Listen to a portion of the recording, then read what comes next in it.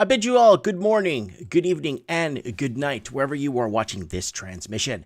Whether you're watching us from your condo in the sky to your camper in the woods, or just couch surfing, or maybe on a lockdown road trip, or maybe just relaxing on your lazy boy. People of the night, welcome to Mike in the Night. It is 3 a.m. and something's moving you. So crack open a window, sit back, relax, get some tea or coffee, or some nice infused lemon water like I got here. And because you're tuned into Mike in the Night, the voice of the Commonwealth, hashtag Mike in the Night. Okay, opening track by Ralphie.co.New Zealand. Thank you very much. Today we'll be talking about digital soul. Are you selling your soul to the electronics? Has electronics taken over you? Or have you, somebody asked me, Mike, are we talking about the electronic implants in the brain? I go, no, worse than that. Selling your soul or electronically giving your soul. Does that make sense? It probably does somewhere in the world, but you know what I'm saying. Anyways, guys, we do not offer investment advice, and we do not know anything, and we can't even read. This video should not be viewed by anyone ever. All right. Thank you guys all for coming on. Mike in the Night. All right, let's see what we got for you guys tonight. We got a few things. We're supposed to have a caller calling in from India that's going to give us an update. India's fallen into some severe turmoil. A lot of people are not seeing this, but this is a big, in my opinion, a big move on the chessboard that may implement hot war. I ain't kidding. Once big powers like India, China are on the move, okay? Then you got Iran. Then you get the Russians. Once you start all the playing pieces start moving around, watch out, because we're headed towards something hot. All right, guys, let's do a quick channel plug, and we're off to headlines in the news before we get our first guest on. Okay, guys, let's go to Article Scan, please. Article Scan, thank you. Okay, guys, do not forget to subscribe to the channel and set your reminders for the upcoming shows. Guys, I have some very, very, very good news. We have the Alaskan Prepper coming on next Saturday on Mike in the Night. The Alaskan Prepper, so if you guys want to go ahead and set your reminders for the Alaskan Prepper. He'll be coming on. He's got a great channel, and he basically talks about what we talk about, and kind of, food shortages, price of food going up. He's a professional prepper, so we're going to get a lot of tips and ideas from him on next Saturday's show, so don't forget to set your reminders. Guys, don't forget to pick up something at the Teespring store. If you want to pick up something, it's all here. Guys, don't forget to follow me on Facebook if that's okay.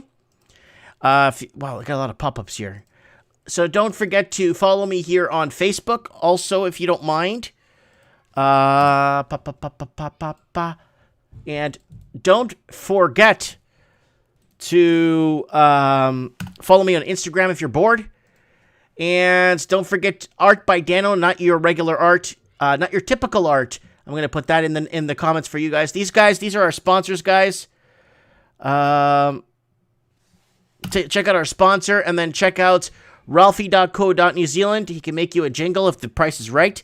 Check him out. Intro song by Ralphie.co.New Zealand. Thank you so much, people, for being here tonight on Mike in the Night. People of the night, welcome to Mike in the Night.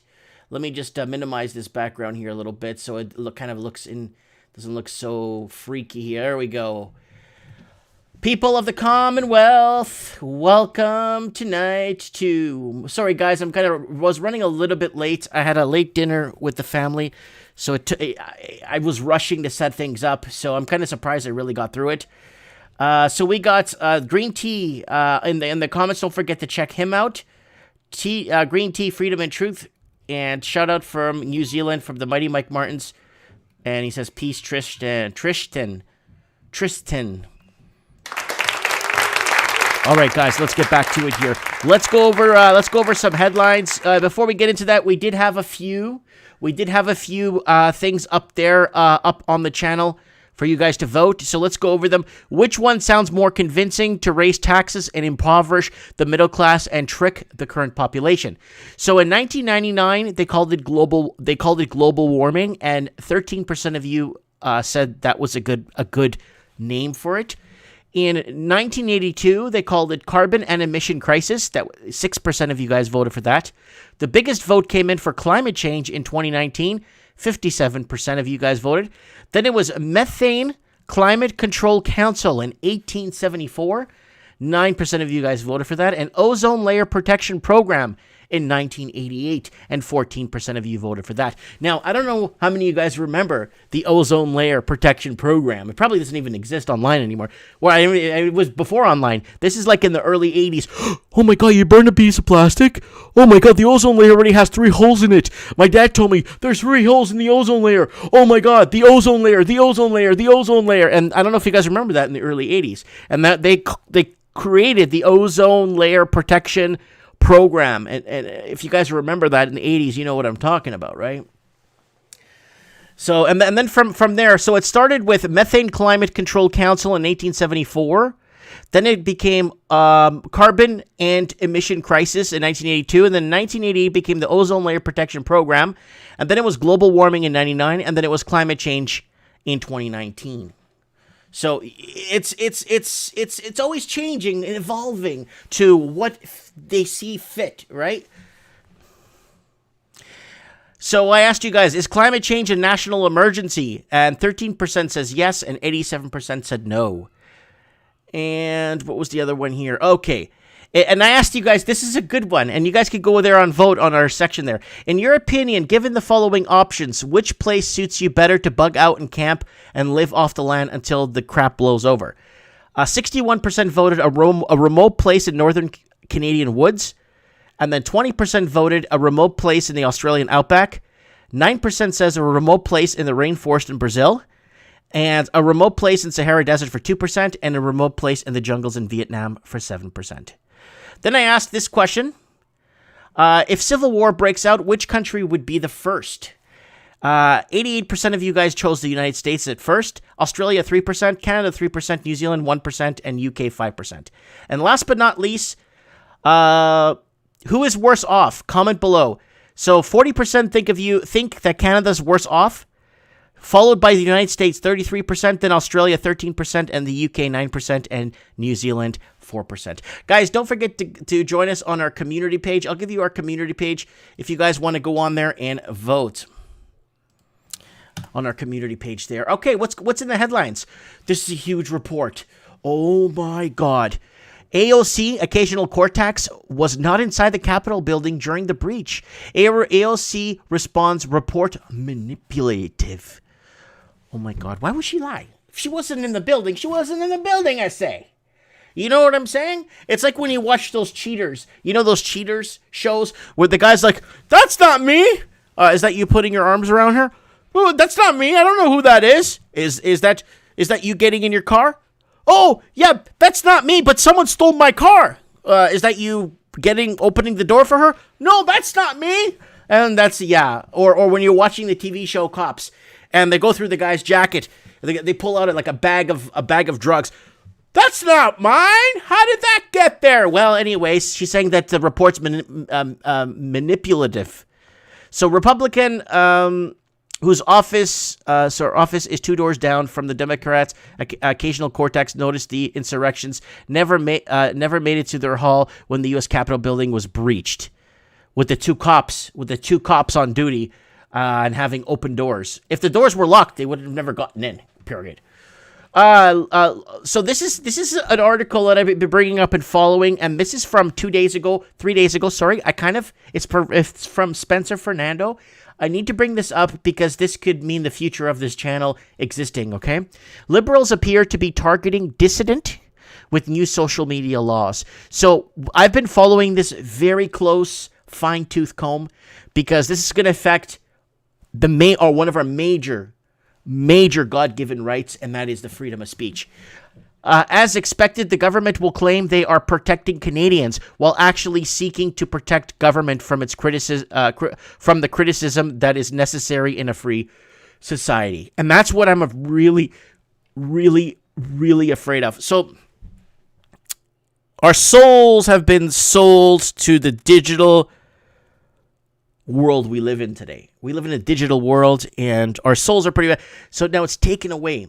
We've given ourselves 100% to social media, cell phones. We've 100% have given into this. Now, the problem is, well, there's going to have to be another way. There is no other way. Unless we resort back to flyers and leaflets.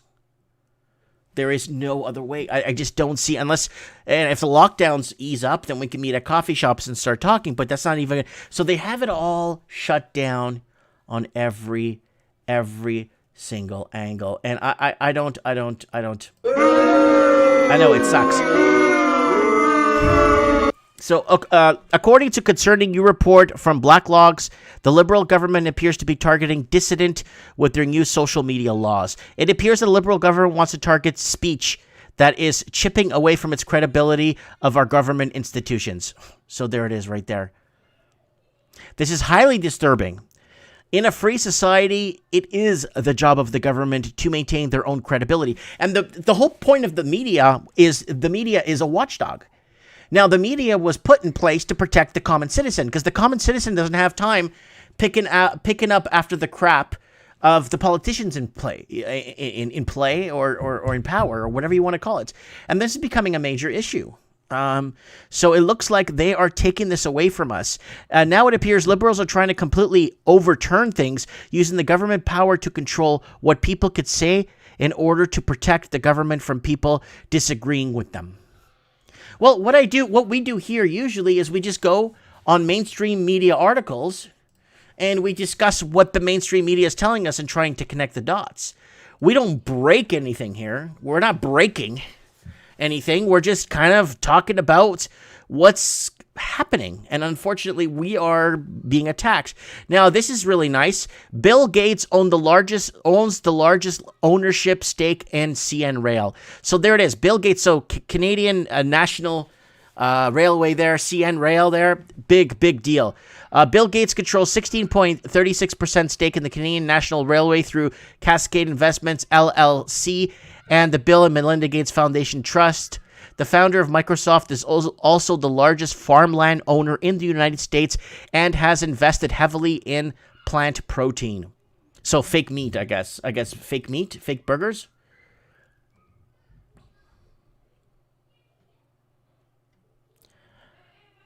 Okay, let's keep going here. The most of those shares were acquired through Cascade Investing, so we got that. So 101 million shares. I wonder if the Raven sold his shares in CN. I wonder.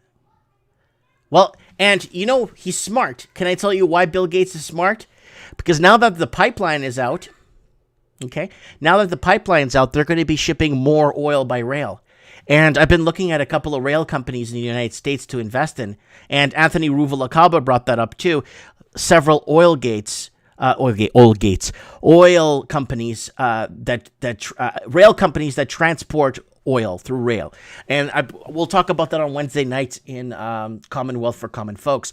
Reported flu infections down dramatically across Canada and the United States, and pretty much across the world. No one's getting the flu anymore. A drastic reduction in flu cases in Canada could be a positive effect of COVID prevention. According to Health Canada, 56 flu cases have been reported so far this flu season, down from more than 21,000 cases usually reported at this point in previous years. So no one's getting the flu anymore. So people are completely doing the social distancing, and it's going to be very interesting when the flu does come back with a vengeance. It's going to be terrible. All right, what else do we got here? Let's see who we got here.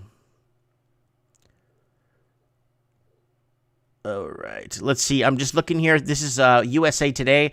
Boxing legend Leon Spinks dies at 67. Yeah, what else do we got? There's really nothing. USA Today really doesn't report on anything really important, right? Okay, so this is The Guardian. This is from Australia. So Myanmar, tens of thousands protest against the coup despite internet blackout. So apparently there was a fixed election or a rigged election in Myanmar, and a lot of people have been protesting against it. And also Brexit fury at government as exports in the EU plunge 68%. And Ooh. Vaccines. Oxford COVID jabless. Effective against South African variant study finds. And what else do we got here? Winter Olympics. UK's prime ministers urge athletes to boycott the 2022 Beijing Games. New York Times is reporting 2 journalists leave paper over separate controversies. And people should meet once in a while. Once in a while, people should meet in the middle. Once in a while. Face Off, the extraordinary power struggle between Vladimir Putin and Alexei Navalny. All right, let's move on. It's kind of funny how you're always labeled as an extremist when you want to ask a question outside the box, or a racist, or whatever the hell we call it nowadays. Again, it's like climate change, then it's global. No, it's global warming. No, it's no. What is it? Carbon, and then it's like 50 names they had for it. And we brought it up earlier in the show. They just keep rebrand the names, right, until it fits perfectly.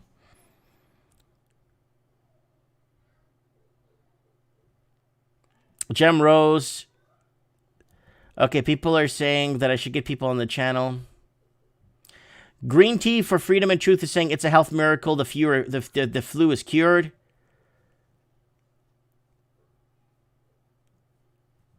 And typical flu season with typical death rates. The only name has changed that says Linny Poo. And what else do we got here? Mr. Robato's in the house. And then we got, who else? Lord Humongous, Steven Sewell in the house. I talked to Stel Toronto. Stel from Toronto. I talked to him yesterday. And I hope he's doing okay. I spoke to him yesterday. Was it yesterday? Well, no, was it Friday? Yeah, I spoke to him on Friday. And we talked for a bit. And hopefully he's doing well, because he had a get out of the city type of thing going on. So hopefully Stel's doing okay.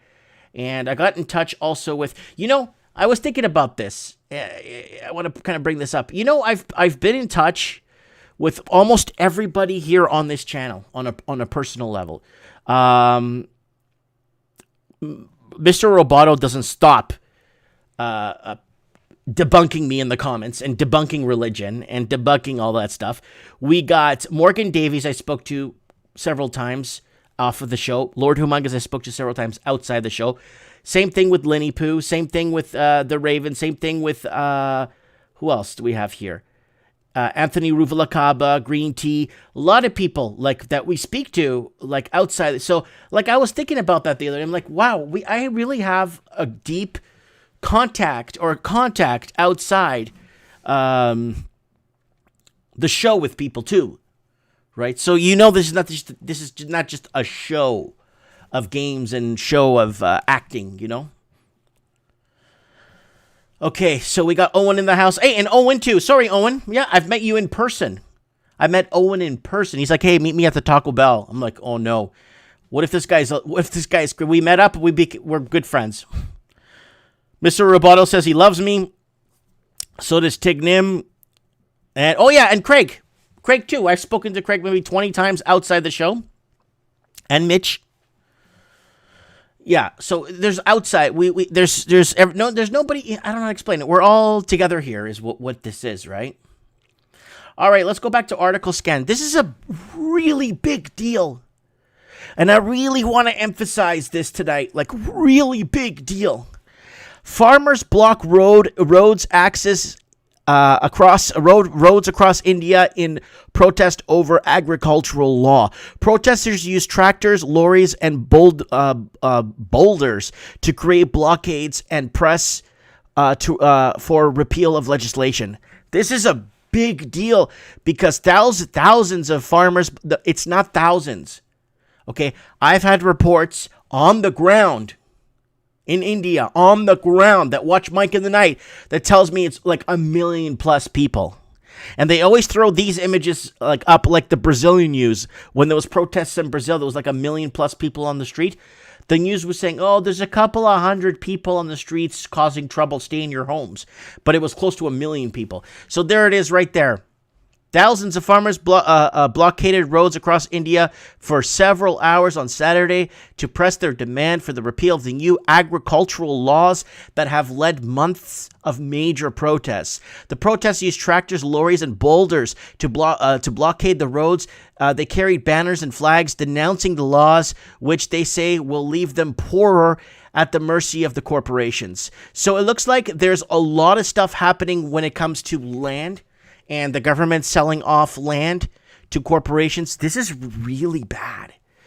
So hopefully we can get somebody is supposed to come on that's going to talk about this for us on the ground in India. Hopefully. I know it's early in the morning. Now listen to this. Indian journalists face criminal charges over police shooting reports. Okay, I'm going to say this again because you're probably not going to believe it. Indian journalists face criminal charges over police shooting reports. You go out and report what the police are doing, you will face criminal charges. Is that even like allowed? Well, I mean, I guess it's allowed because that's what they're doing. So these are the protests going. At least 9 senior Indian journalists are facing criminal charges for reporting allegations that Delhi police fatally shot a farmer in the head during protests last week, despite the authorities claiming no shots were fired. So obviously, there's something brewing between them, and they're going to face criminal charges. So, I know the media loves to make up and spin stuff. The media loves to spin stuff all the time.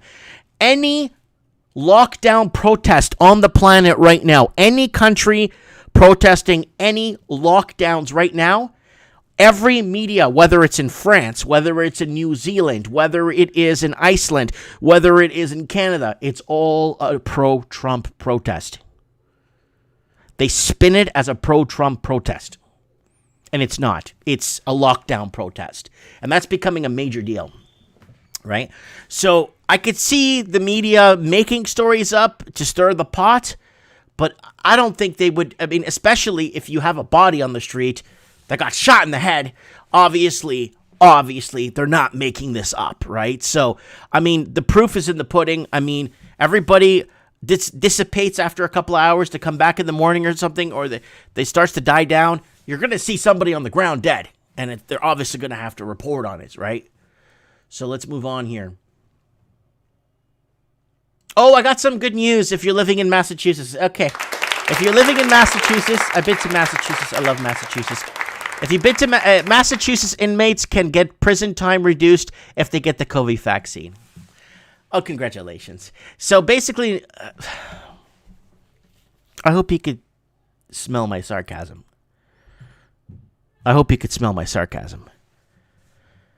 Massachusetts prisoners could see their prison sentence reduced if they get vaccinated, according to a letter sent to inmates last week. The State Department of Corrections offered extra earned good time to prisoners who received both doses of the COVID. Oh, it's 2 doses now of the COVID vaccine being offered in state prisons. Commissioner Carol A. Misi wrote on January 28th memo. I have determined that receiving the vaccine is significantly valuable to rehabilitation. Okay.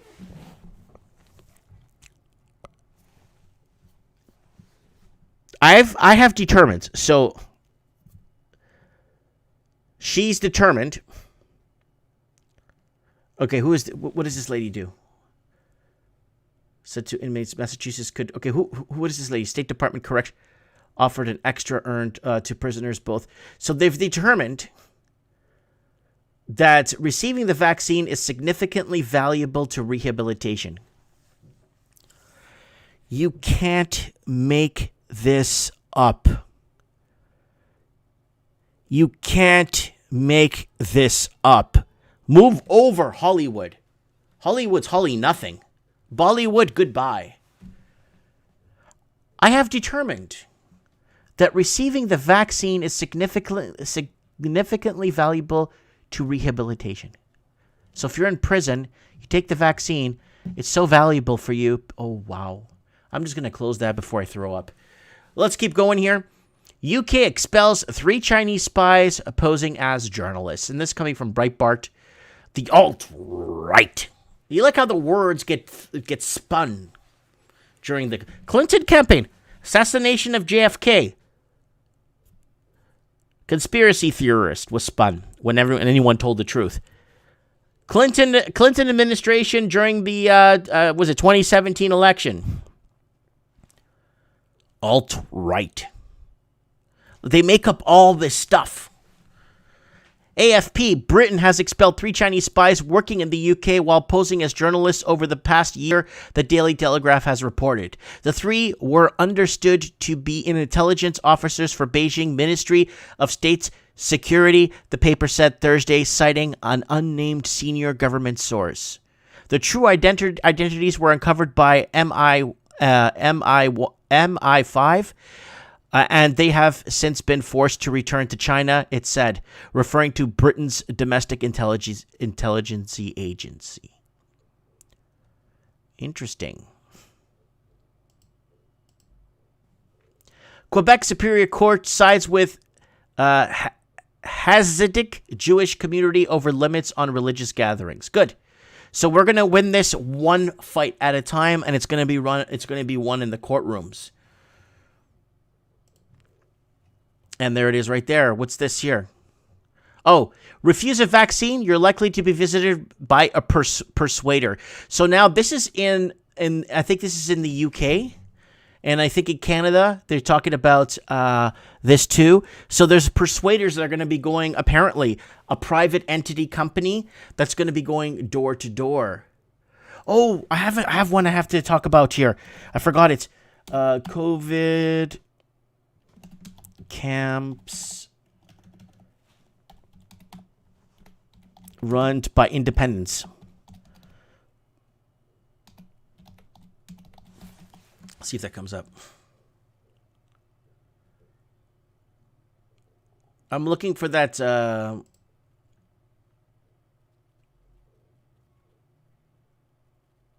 looking for that article where the COVID camps now are no longer going to be run by governments. It's going to be run by a private institution. So if anyone could find that and put that in the comments for me, I'd really appreciate it. So that's important because now Canada, I think, passed that law. I'm not sure. I know Australia is passing it, where foreign police could come into the country and not be basically liable if they kill and shoot people by accident, or they're not liable and you can't sue. So that's kind of interesting. If Canada's under that law, which I wouldn't surprise me if it wasn't, and then they have the private COVID camps, right? That would be interesting to see how that works out.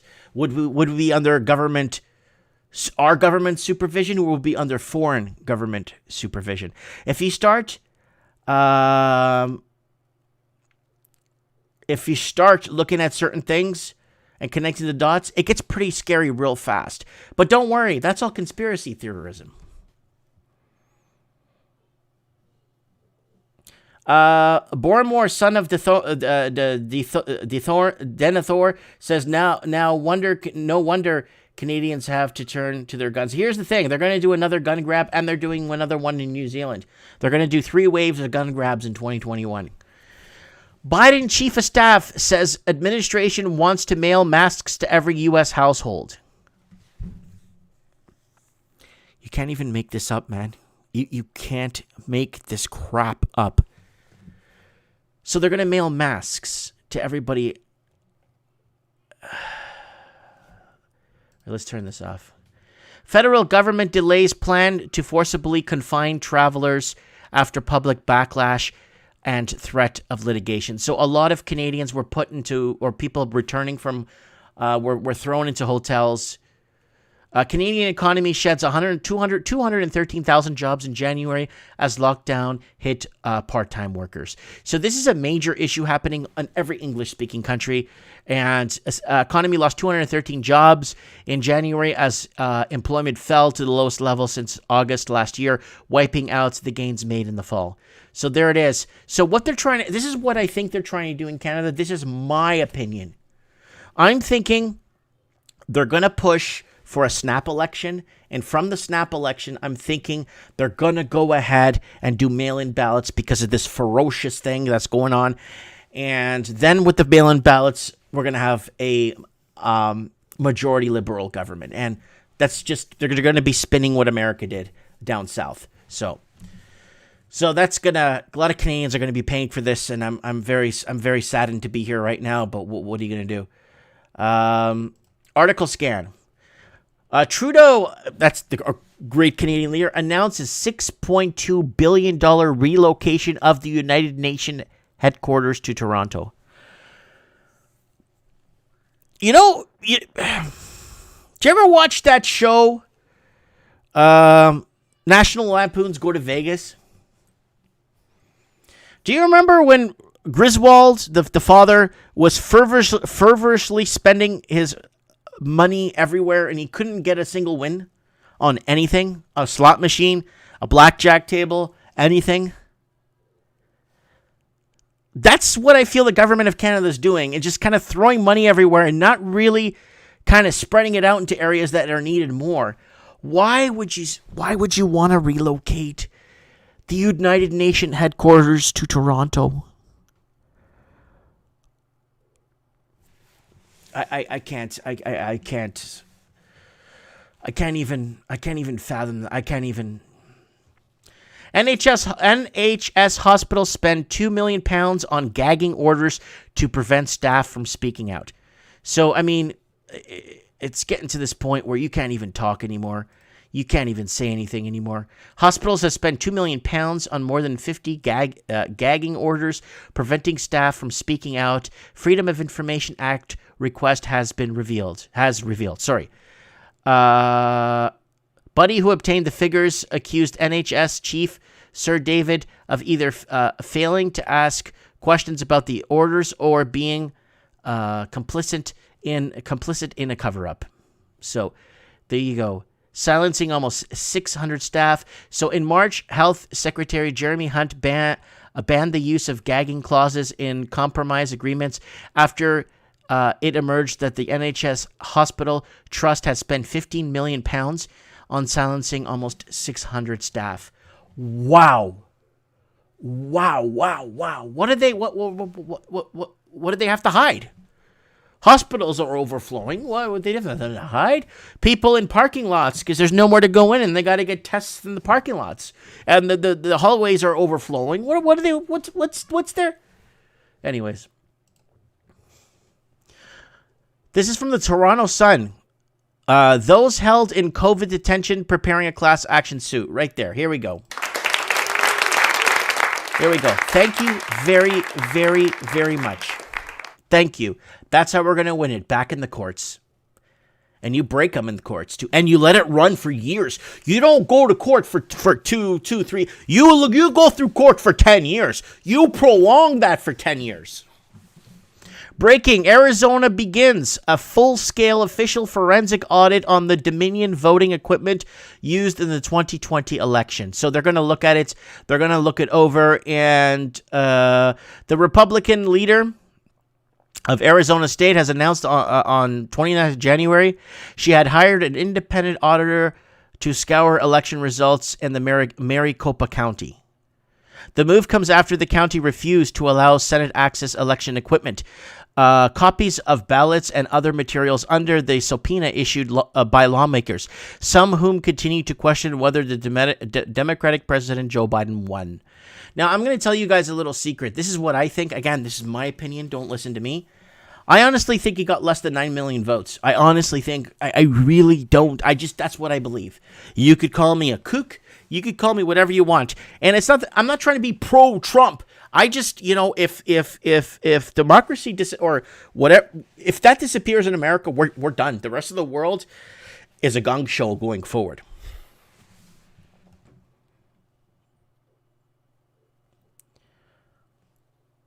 All right. Yeah, COVID detention centers now in Canada are going to be run by a private institution. I'm afraid that it's going to be a foreign private institution that holds no liability for the murder and killings of local people, so the government's off the hook. That's what I'm afraid of.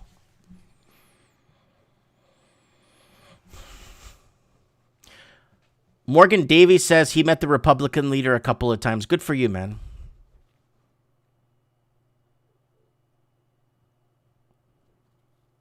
So we got Gem Rose in there. We got what else is going on? The comments are getting kind of riled up. Tempers are flaring. Guys, always come a half an hour early before the show because our comments are flying. So if you want to come a little bit early to go in the chat room, yeah. Okay, the Defender is saying 501 deaths plus 10,748 other injuries reported following the COVID serum. Latest CDC data shows. So that is coming from the CDC themselves. There it is right there. And I don't know, but this is really bad. Really bad. Okay, we got somebody talking here in the background. Hold on. India, China standoff video shows huge number of PLA tanks and troops near the LAC. So this is along the disputed borderline, and they are ramping up. Let me see if I can get something here that's not... There it is right there. Let me open this up for you guys. There it is right there.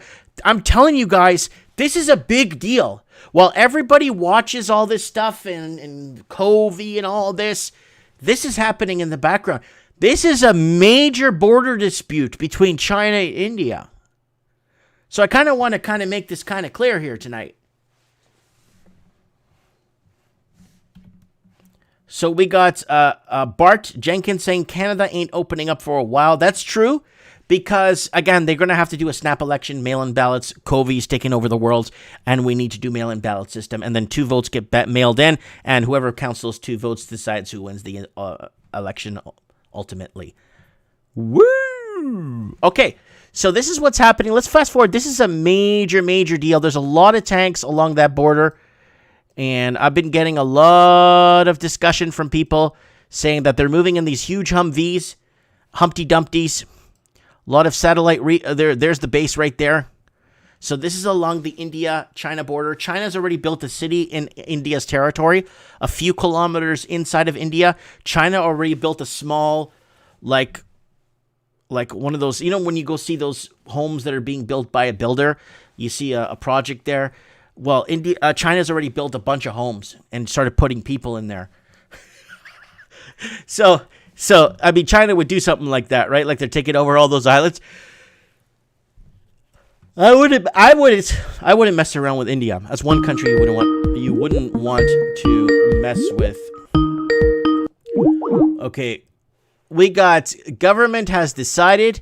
So cryptocurrency in India, Union Minister of State of Finance reiterated the government position on cryptocurrency announced in a budget speech. So India now is going to go on a full-blown cryptocurrency. This is from yesterday's date. India is going to go. Once a big country like that happens, watch out. Okay, so there it is. Now let's get on tonight's topic. So this is from Science Daily. Anonymous cell phone data can quantify behavioral challenges for flu-like illnesses. Cell phone data that is routinely collected by the telecommunications provider can reveal changes of behavior in people who are diagnosed with flu-like illness, while also protecting their anonymity. So basically, they could find a way. They could find out by the way you use your phone if you have the flu, the patterns you're using. I don't believe that, but I'm saying they're trying to. Project Personality Chat. Each personality in Personality Chat is designed to help your bot avoid dead ends and offer simple, engaging conversations when your customers ask chatty questions. With this demo, you could see the personalities in action. We've designed 5 imaginary cafe bots, each with a different brand personality. Ask them about anything, cafe-related or stray, the cafe path to see how each personality responds. So now they're creating like AI personality discussion programs. Neuralink could begin testing in human brain implants this year, says Elon Musk. Oh my God.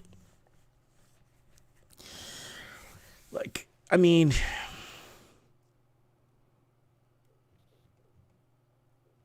Billionaire mogul and Tesla CEO Elon Musk tested that neural technology company Neuralink could begin implanting computer chips in humans this year. Neuralink is working very hard to ensure implant safety and is in close communication with the FDA if things go well. Of course, and military. Don't forget that. It's all about military. We may be able to do initial human trials later this year, Musk wrote on Twitter. Kind of like human trials, like if you ever watched the movie Venom. Elon Musk Starlink satellite internet service already has more than 10,000 subscribers. So are you on Starlink? Let me know if you're on Starlink. There it is. Satellite parade over Saskatoon, Regina shows how Elon Musk is changing the prairie night sky. Elon Musk Neuralink last chance at normal life for some. The common pass for global travelers and trade to return to pre-pandemic levels. Travelers will need to secure a verifiable way to document their health status as they travel across borders. Countries will need to be able... What happened to open borders? What happened to open borders? We don't need borders. What happened to all that crap? Countries will need to be able to trust that travelers record their COVID PCR test or vaccination administered in another country is valid. Countries will also need the flexibility to update their health screening entry requirements as the pandemic evolves and science progresses. Airlines, airports, and other travel industry stakeholders will need to do the same. I think this doesn't apply to you if you're coming in from China. I don't think it applies. It's just regular people going around. Elon Musk says SpaceX wins contract to launch NASA's astrophysics missions. Well, I don't even know what that means. Who cares? Walmart store switches off to self-checkout only. Self-checkouts are nothing new. They have been around for a couple of years now. You can find them in grocery stores, hardware stores, and McDonald's. Self-checkouts, self-cleaning robots. There you go. Keep raising the minimum wage. Microsoft opens an Azure computer could service cloud service to the public. Azure Quantum shows the growing commercial possibilities for the revolutionary form of computing. So anyway, smart computers are coming. Our soul's been digitized. Should Microsoft try to acquire AMD, and NVIDIA, and Micron in 2021? Hey, why not? Buy up the whole world. Let's get our digital soul. Is digital technology taking you over? Is digital technology leaving man behind? Are we going to start seeing robots running around like we did many times on those crazy videos that get sent to me sometimes from that, what's that place there? Skynets and other places that are creating these robots that you can't knock over. Anyways, I want to get Lenny Poo on the show here.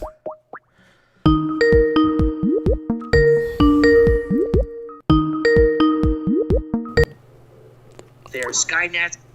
Hi there. Yo, how you doing? Good. How are you? I'm doing phenomenal. Okay, digital soul. What the heck is going on? Have we given in? Have our souls been digitized? Have we surrendered ourselves to be so dependent? I mean, we were first dependent on a ton of electricity, and not only from electricity, we've been more and more dependent on everything else, and it's gotten to a point where a lot of people can't even tie a shoelace without watching a YouTube video anymore. Yeah, I mean, sure. We have a digital world coming up, right? The technology has been growing and growing, and we're in for a big switch. Yeah, that's what that looks like, a big switch. All the 5G. That's not, that's been sitting. You don't hear a lot about 5G anymore, do you? But that's going to be a really big part of it. And then, of course, all the blockchain technology, like what we have now with internet, that's going to be gone. That internet will be a thing of the past, the way we see it now, right? Yeah, we're all going to plug into that for sure. So there could be some good with that. And that stupid Neuralink chip, what's the point? Like it comes into your brain and what? It's going to tell you that you did something wrong, or what is it going to be? Your extra conscience, or what's it for? Well, the thing about that Neuralink, can you hear me very well? Because I'm going to put you on speaker so that I don't have to hold the phone to my ear. But Neuralink, yeah, that'll probably come a little later, eh? Like what's the goal? Well, we know it's a takeover. So we're in a takeover. And as we know, the MK Ultra, all that, they need to take over our minds if they're going to take over the world. And then get rid of the excess. We know that's coming up. And they do all of that with their vaxes. That's everything about the vax. Like they have so much technology that they can put into that vaccine, not just with the bots, but also with the gene editing. And they Huh. have been, yeah, that gene editing has been in the works for years, for the since the 80s for sure. At least 40 years have like the governments for sure, Russia for sure, the US, Hmm. Hmm. with that type of technology that can put ideas in our heads, right? And then the gene editing for sure. They've played with getting into say the gene 8. That's the gene that controls our empathy, Hmm. right? Because they've mapped a lot of the DNA, right? And then there's the VMAT2 gene that has been hacked. They know that. They've done experiments where they'll put a brain under like, electromagnetism, and they check out the brain, and then they'll read some scripture, some Hmm. holy scripture. And then in people's minds, some people's minds who have a big expression of that gene, you'll see big light up in certain areas.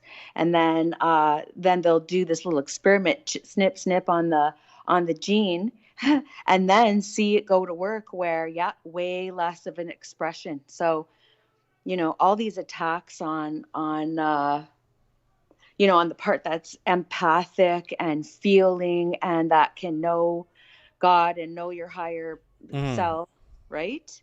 So that's all under attack with those vaccines. The gene editing, the bots, yep. And then I'm guessing probably that Neuralink is just first they're testing the vaccines though. They got experimenting to do Hmm. as per usual, and see, one step at a time. Wow, how well does this work? How well can this perform on the people, and start checking out, you know. Your Yeah. friend Bill Gates there.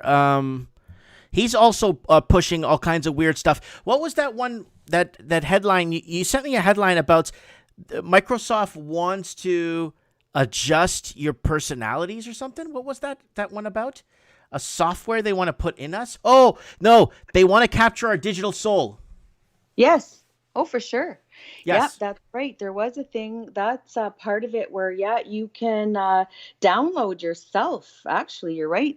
It's your soul being downloaded, because your soul is really your mind and heart together, right? Hmm. Like we have that part. You know how there's that we have more than just five senses. And a big part of our senses, which we're not taught a lot about, is in the gut. You hear a lot about it.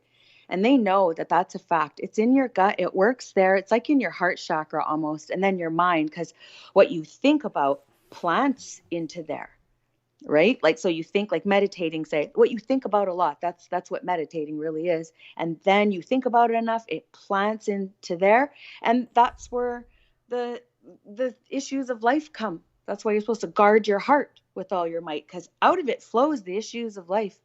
And they want to be the ones, they want to plant what they want to plant in that, Hmm. not you plant in there, right?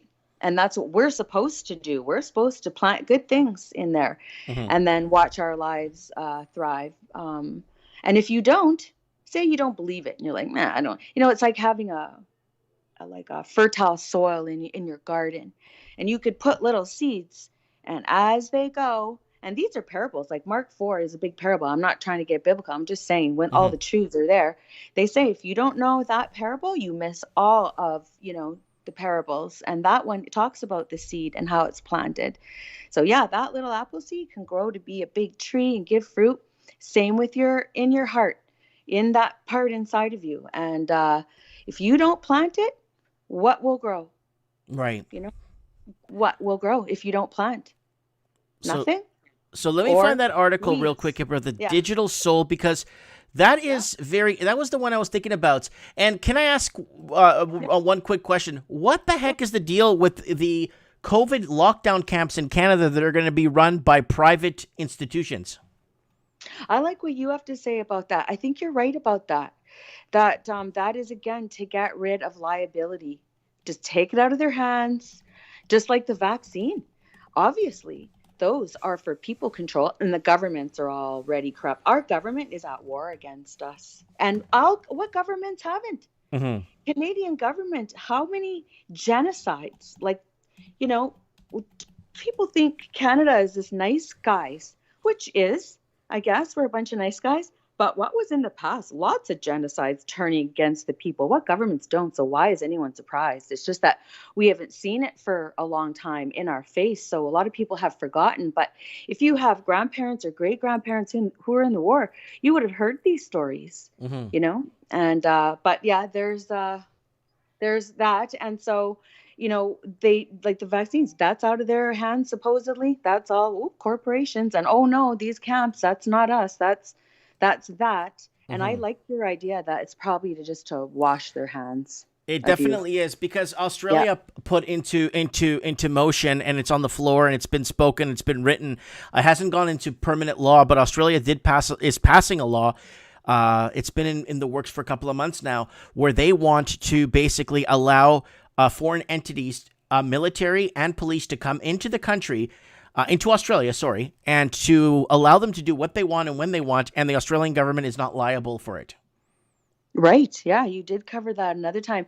And I've heard that one of the chains, because it's a lot of the hotels around here anyway, it's the hotels that are being used for that. And I know one of the chains is actually Chinese owned. Mm-hmm. Yeah, that chain is actually owned by them. So that would be a nice little slide in, right? Just, oh, what do you know? Chinese are here. I mean, I'm not trying to be, I'm just saying it is. It's CPP. Let's say communists then. Let's not label them, because not all Chinese necessarily want to be communists. Right.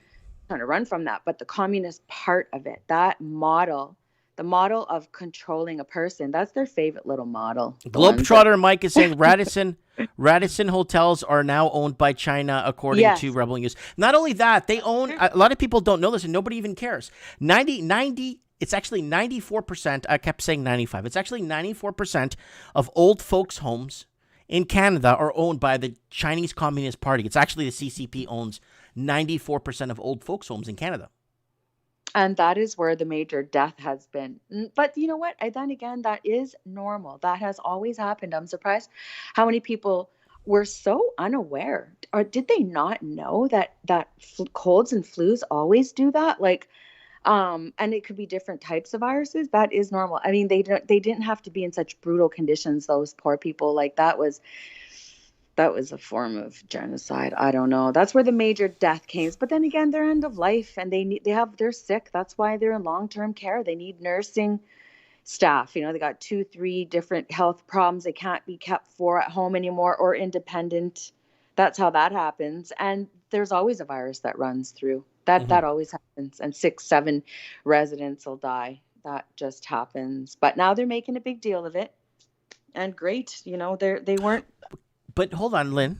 Yeah. Before this whole COVID thing, a year and a half, there were reports of people being mistreated at old folks' homes owned by CCP. Yes. There was already before COVID, before all of this was already happening. And do you know what was the big headline in Canada just a week before COVID? Canadian tap water loaded with lead. And if you thought Flint, Michigan was serious, Canadian tap water is detrimental. We did that, Mike, in the night. Remember we were talking about that? And then a week later, COVID came, and that whole tap water and lead in the pipes in Canadian drinking water now has kind of disappeared.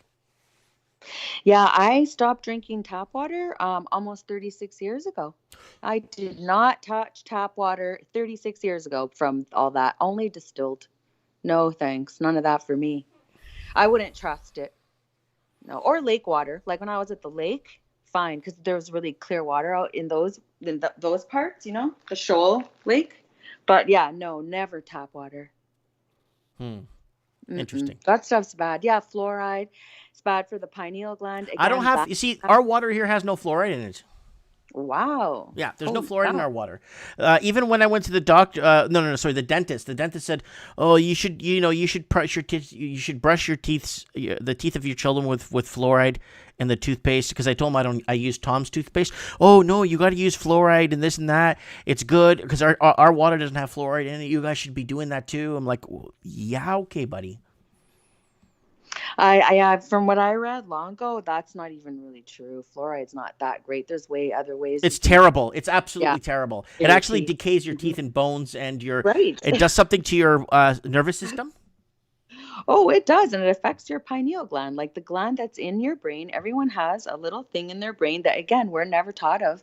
That's a big part of that's a big part of your higher self as well. Definitely, you can feel more, you can navigate better. It's another sense. It's a big sense that we have. It's intuition. You know, those feelings you get? You know how you can feel a person's energy just in a room? Sometimes someone can come in and you feel it. You know how much feeling we do that we write off to, I don't know what we write it off to, but it's real. It's very real. We're not taught about it. It's more ridiculed.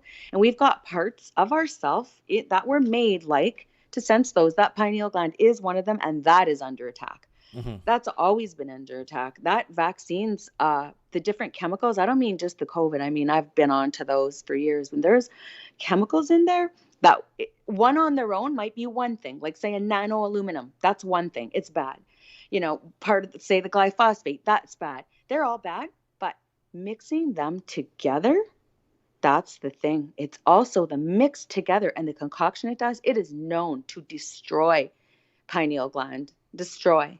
And that's on purpose. That's so that we don't really have our higher thinking. Way easier to brainwash and control, you know. Market Education is saying Flint, Michigan got a $650 million settlement last week. I hope the people got that, not the city, right? Well, if they did, that's great, but there's a lot of damage done. You know, what do? But You what ruin if the but town. what if the water in Canada is really that bad? That we were reporting on last year, and they broke down every province and looking at the major cities and the Yeah. amount of lead. That's a major issue. And then COVID came, and that just disappeared right quick in a heartbeat. Yeah, and the lead has a lot to do with the pipes, I think, right? Hmm. So I know we've done work to try to, that's why I just don't drink tap water. No. But yeah, that would most likely be from the lead in the pipes. You know, I mean, I don't know. They'll get to it, I guess, because we do have clean water here. We've got great clean water in Canada itself. You know that. We've got so many lakes, and it's just, and it depends where, probably. Like some parts where they've done fracking, that has ruined their. Oh yeah, you could the guy lights a lighter underneath the water as it flows, and flames come out. Yeah, that's sad. And then I know in Manitoba, our northern communities still don't have clean water. More up north, it's pretty bad up here in Manitoba. When it like just yeah, Manitoba in itself, I think you guys like BC's better. I think you guys are on a boil water effect for like 23 years now up north. Yeah, if you want to drink boiled brown water, I don't think they have good looking water. Oh wow, because I I know don't know the if you parts of boil Canada have it. been under a boil water effect, in effect for like almost 50, 60 years. Some parts. Yeah, I believe that. I wouldn't drink it anyway when I've seen pictures. It's like the Flint one, you know, it's not even clear. It's like, what is this? It's very murky. No thanks. No, Yeah, it just kind of I reminds don't. me of the Goonies when they went Yeah. into that thing. Hey, Mikey, you want some water? Remember that? Yeah, no. I didn't watch the Goonies, Oh sorry. my! What? You gotta watch the Goonies are like an important part. This is like everyone in this comment section. Can you please urge Linny Poo to please watch the movie The Goonies? It's a life changing experience. It was for me when I was 6. It's definitely a life changing experience. Hmm. Yeah, yeah. All Cool. right, Linny, is there anything else you want to add to Digital Soul? Digital soul is, well, I mean, do you want to be a free moral agent the way you were born? We were born free. We were born to make choices. Hmm. Um, you know, if you plug in too much, and it's not just the, you know, being on the phone all day is not how they're going to take over your soul, right? That's not what's taking over. It's allowing, you know, that type of experimentation that is taking away your mind, your decisions. Yeah, That is your soul. That's you. That's gone. No matter, no wonder they want to upload. Well, that's what it is actually. It's actually injecting an operating system, but inside of you. That's 100% factual. It is not a vaccine. They disguise it as one. It actually has nothing to do with whether you're going to get a flu again or not, or effective. They blatantly say, oh yeah, maybe for 3 months you won't get a flu. They blatantly say it's an operating system they would like to get into people. And then you will be uploaded to the cloud, everything about you, including what you feel like that's not maybe as evolved as they would like it to get, but that's coming.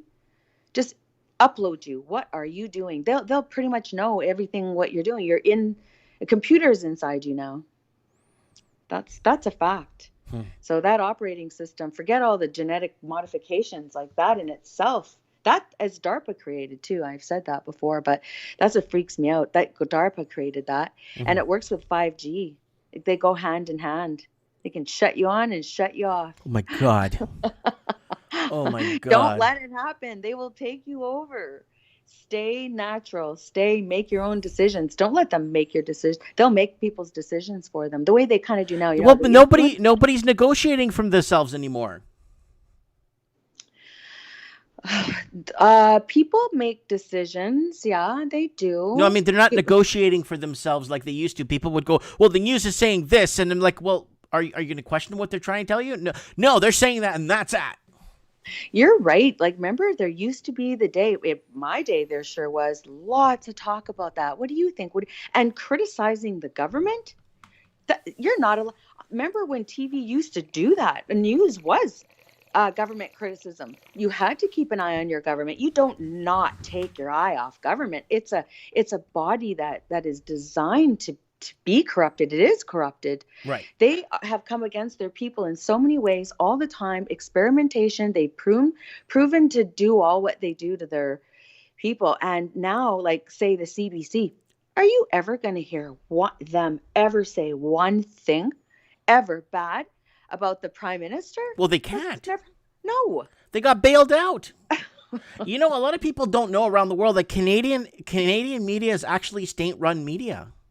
Right. It's paid and bought for by our governments. They don't understand that. You go on RT on YouTube, it says RT is bought and paid for by the government of the Russian government, but they don't do it for Canada, which is not fair. No, because people think, oh, everything must be great, and then all the news is it's all propaganda and telling us what they want. So the people who only listen to that's what they think. Yeah, they're right in line, and there's been a project at work for a long time. So kudos go to all the cartels above. They have a pretty good little plan that they're unrolling now that they have put into effect. That's a pretty good little plan. Not a lot of people think outside that plan. More and more are waking up. But that's not enough. Not enough yet. It's rolling out, and what are we going to do? There's not enough people standing up, but you're right. It'll come down to everyone making their own decision, and everyone thinks the government's going to save them. Yeah, they don't know. They did obviously never hear their grandparents or people come from other countries telling you what your government will do. Our government, why is our government so great? Why would they even think that? How many times has Canada come against its own people and wiped out entire cultures? And they know for a fact that what governments haven't attacked their own people with, again, the vaxes, that's a big one. They've knowingly sterilized entire populations. They've done that on purpose, busted, but it goes on. So they know how to do that. So everyone's like, oh, COVID will sterilize. That has been going on and busted for decades, at least 2 decades. There's nothing new under the sun that governments haven't turned on their people and been doing what they're doing. Why would you trust them? Jem Rose obviously corrupt. Jem Rose is saying too many conformists and no peer pressure on them to make them feel a bit of a shame. Well, I don't think they do feel shame. Truly, the people who see one way, they actually really, truly see people like me as just a nonconformist for the sake of it, because I'm just an extremist. Trouble. Yeah, why don't I just get along? Why racist? Yeah. What else? What else is there? Racist, extremist, alt-right? No one calls me racist, no, but people think, what do they think? Not racist, I never get that, but let's just say, anti-vax, which is, anti-science, which is, the typical stuff, anti-science. I know science better than any of them put together. That I guarantee. I have studied the ins and outs of that like you can't imagine. I know exactly what's going on there, but they really don't. It's some blanket statement. Well, I should know, I'm a nurse. Hmm. Except they take none information. I've had a lot of people wake up and talk to me, right? Who they say I woke them up and actually thank me now and said no one else could have done that. No one else could have done it. And I didn't do it by nagging, just only by sharing me and what I think. That's it, just me. I'm not trying to tell you anything. It's just that's right. But and a nurse even who said, it's true. In school, we didn't learn one thing. We learned how to give a shot. So that doesn't make you an expert learning how to give a needle. You don't know. And then they tell you some little blurb. No, that's not the truth. Those aren't the facts behind the ingredients and what goes on in the studies throughout the years and the buried studies. Ugh. Yeah. And John Ming is commenting in the comments, how about all the Portuguese in Canada deported? Yeah, 41,000 families deported, with children born and raised in their late teens in Canada were picked up and deported. And birth tourism only works for certain countries, right? So, like, there was a ton, 41,000 families put on a bus, goodbye. Yeah. And yeah, it was so bad that the Portuguese government, the president of Portugal, asked the Prime Minister of Canada at the time if he could please at least let him go home and grab a bag of clothing, because they arrived there with nothing. They just, with their clothes they have. Yeah, this is a fallacy of any government that they actually care about their people. They do not. And my biggest wake up, well, I've had some wake ups, but see, then here again, we're in Manitoba where we had like not too long ago, I guess, and the Luariel Rebellion. And Yeah. then when you're from those people, like that is kept in your mind, right? About that, what the governments are capable of and what they did to so many people. And so and then 9/11, hate to bring that up, but what do you do to your own people? You don't care. And then, wakes you up to, well, they'll go to other countries and start wars. They'll Mhm. war on people and they get you into wars. Your own government will get you into some wars, go out and get killed. Now, okay, You hold know? on. Let's throw in technology for a second, okay? Yeah. Now, let's say we actually got technology to work in favor of us. Now, this is how I propose it would work in favor of us. At a certain time, like if there's a major thing happening, should we bomb Syria? Everyone will get an instant message from their federal government to vote, should we bomb Syria, yes or no? And people will vote yes or no. And 99.99% of people will say no, right? And this way, people as a whole could vote as a whole. We don't need governance in there to make these decisions, especially big ones like this. So you have one guy on a computer sitting there saying, okay, Canada's looking to do this. Should we do this? Yes or no? And everyone gets that message on their phone. Should we allow 300,000 more migrants or whatever? We could vote yes or no on our phone. See, if technology was right, it would work in our favor for that, to let the people and keep the people in the loop of what decisions the governments are making. Should we get rid of YouTube channels? And people will vote yes or no, right? And then they could go ahead and decide whether they want. See, that's technology working for us. As long as you weren't brainwashed in advance. Yeah. Like, yeah, that could be, as long as our minds were left to ourselves. That's good in theory, but I doubt you could have both. And that's the thing with the operating system that they want to put inside is like, sure, we can gather information, but those informations go both way. Like information travels from me to you and then you to me, right? So people can be influenced. And that's another thing that they're working on and have for so long is downloading other people's memories into you, that you can experience something that someone else has experienced. That reminds me of that recall system where you could take a trip to Mars but not go there, and they put you in a machine. And Yeah. Recall system. Was it called Recall, right? The company? Maybe, but yeah, something like that. But yeah, it's called, I forgot what it's called again, but yeah, that's one of them. What's that called? And that's very scary to put in thoughts or feelings. I want to experience them on my own. Yeah, so, yeah. Well, otherwise you're just taken over. That's way too scary. To let someone take you over is too scary. What are they going to do? Mm-hmm. No, you can't let someone, you've got to. But yeah, I know what you mean, the broad voting. Sure, you could do that. We should never bomb anyone. We just should Well, never I'm pretty bomb sure, anyone. Lynn, if they asked us, instead of the government making these decisions, they should actually instant message the entire country instead of sending us these emergency broadcasts. This is an emergency. Somebody had COVID 3 years ago in your area. Like, we don't care. If they say, should we bomb this? Should we do this? Should we should we move the United Nations? Is it the UN to Toronto? Yeah, we're gonna have a head office. Yay! Yeah, they should actually ask us this. Should we spend $60 million on moving? Like, why don't they just ask us this via phone? Because everyone's got a phone, and we're all on file. We're all documented. Why don't they just send it to us and we could vote? No, we don't. I don't want this with my tax money. I don't want this. I don't want this. This way, we could help allocate our tax money into better programs. After they blew up the towers, the 9/11 towers, if they would have asked people, hey, should we go blow up Middle East? Everyone would be like, yup, let's go. I see what you're saying. I see. Fast enough. Yeah. I see. Depends. Yeah, how they're leading you. And then now we know that was false flag. But at the time, honestly, when it went down, I was looking for bloodshed. I was. That's everybody wanted to go down. Purpose. Yeah, on purpose they'll do that, right? Rile you up and get you going, and then bring that out, and it was all fabricated. Yeah. You know, but yeah. All right, Lynn, I'm going to let you go. Okay. Have a good night, okay? Thanks for coming on. Yeah, you bet. Of course. Have a great night. All right, God bless you. Bye. Bye. That is Lenny Poo there. Oh, I think it's here. Hold on. Ah, here it is. I knew it was in her chat. Guys, I really want to bring this to your attention because I think this is very important. So let's go back here, guys. Let's go to article scan, please. Here it is, guys. Private company to take over federal quarantine sites by the spring. So there's quarantine sites. I guess they're Canadian encampments.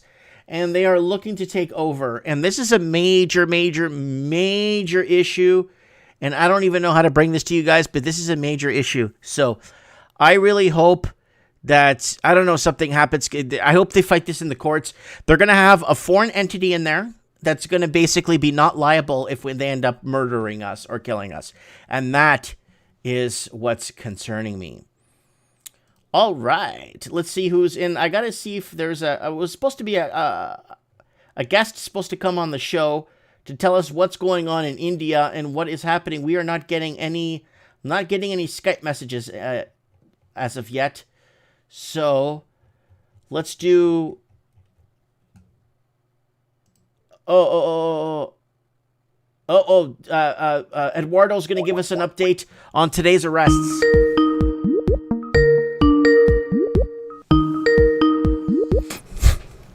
Mike. Yo, how are you? Good. What's happening? Good to see you, man. So today's update on the protests. In Toronto? Yeah. Only 6 people got arrested today. Oh, only 6? Only 6. Oh, that's nice. One lady got arrested because she had a protest sign about communism.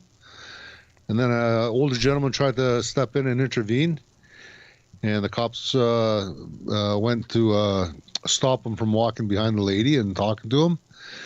And they arrested him. And then another lady that usually serves cookies and baked goods, Judy, she got arrested. Freedom Dave that tows the speakers on a little cart. He's got a cordless speaker system, bunch of batteries, pre-recorded tapes about COVID-19 and what it's all about. He got picked up just as they were ending the march at Queen's Park. And one other person that I do not know of. Okay. Getting arrested, yeah. I like your background. It's a sideways tree saying keep 2 meters apart. I don't know where that came from. I'm going to have to change that one of these days. Hey, I got the camera and the mic working at least. Good for you. Good for you. That's good. That's good.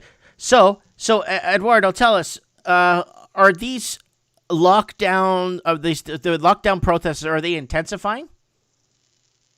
You know what? I'm pretty impressed with the turnout we had today.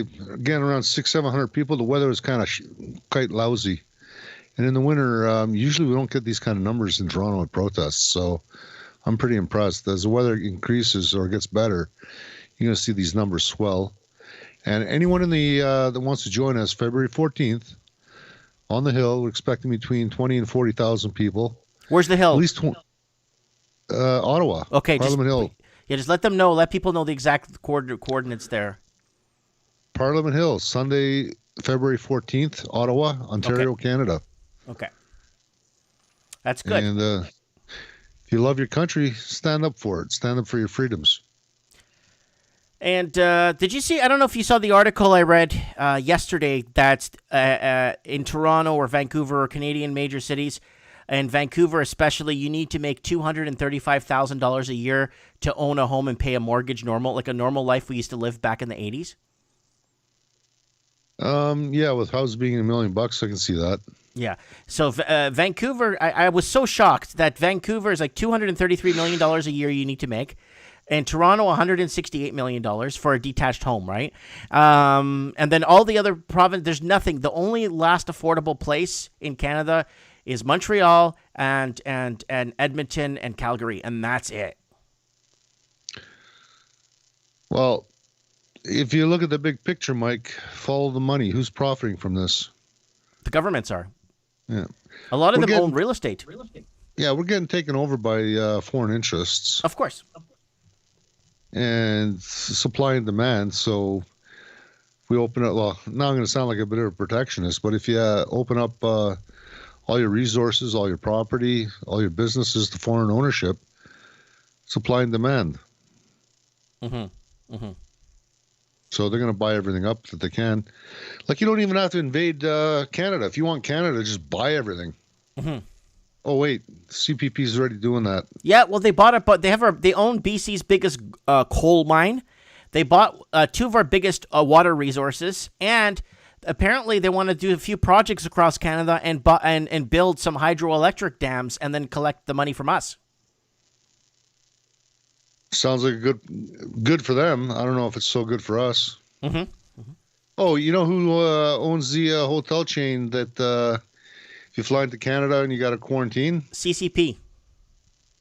Indirectly through, yeah, CPP. That's recent.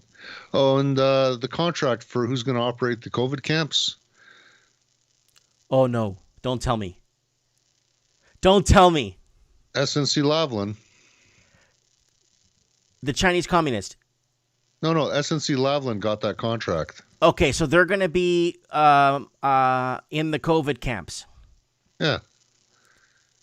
This is the same SNC Lavalin that is invested to by I believe it's a Quebec pension plan. This is they build hospitals in Libya and then blow them up. The same company, right? They build hospitals in Libya and blow them up. And then the Canadian government sends in their fighter jets to blow them up. Remember Libya? They build water projects and make sure those water projects get hit by our fighters, so they have to get rebuilt.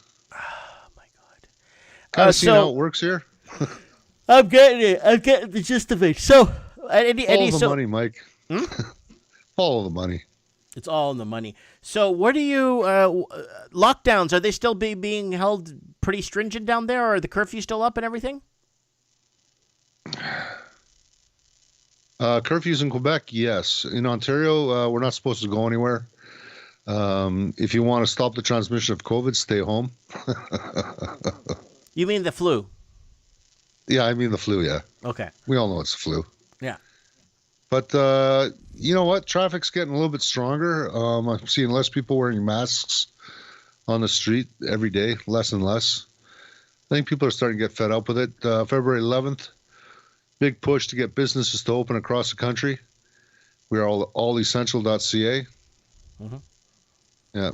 So there's a lot of work being done on this movement.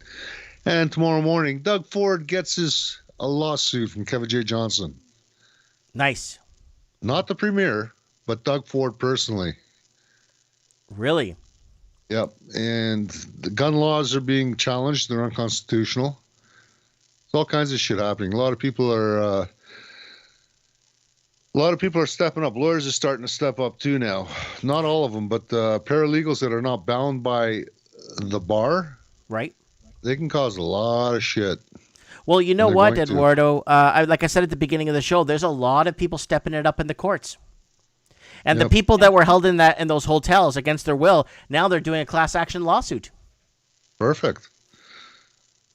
If I got any time off in the near future, I'm going to be going to those COVID hotels, and I'll be there with a PA system and a big sign. Call this number to leave now. Call this number now. Well, you know what? They did it in Calgary, I believe, and a whole bunch of people walked out. Mm-hmm. And it was great to look on the cop's face, like, no, you can't do that. You're going to be arrested. Kept walking. We don't know what we don't know, and that's the biggest problem here. You know, we've been busy with our own personal lives and trusting the government and trusting our fellow Canadians to do what's right for us and to have our backs. And the government, nah. It's a corporation, man. You don't bite the hand that feeds you. You do what the government tells you to do. Very similar tactics to what happened in Russia turn of the century, eh? Mm-hmm. Before they brought in communism. Yep. We're well on our way. You like my background now, Mikey? It looks incredible. I really like that you are. So I like how you are, doing it the real way. Let me see. I just want to. I'm getting text messages here from other YouTubers that are messaging me. I'm gonna get Alaska Prepper on next week. He's really good. Awesome. So, yeah, he's got some numbers there in what's happening with the price of food, how much of it's going to be going up, and there's a national minimum wage they want to do across the states, and that's going to bring up the price of everything because people are obviously going to be making more, and labor is going to cost more. So that's going to be it's going to be good to have him on next week. So, is there anything else any other protests or anything we should know about? February 14th is a big one in Ottawa. Come if you can. This could be our last protest with the way things are going. What do you mean the way things are going? Well, is a Bill C-10 that's going to be tabled in the next week or two. What does that do? You got to be licensed by the government to have a broadcast of any form. Oh, my God. So that means I'm done? You could be done. You could be done in Canada, Mikey.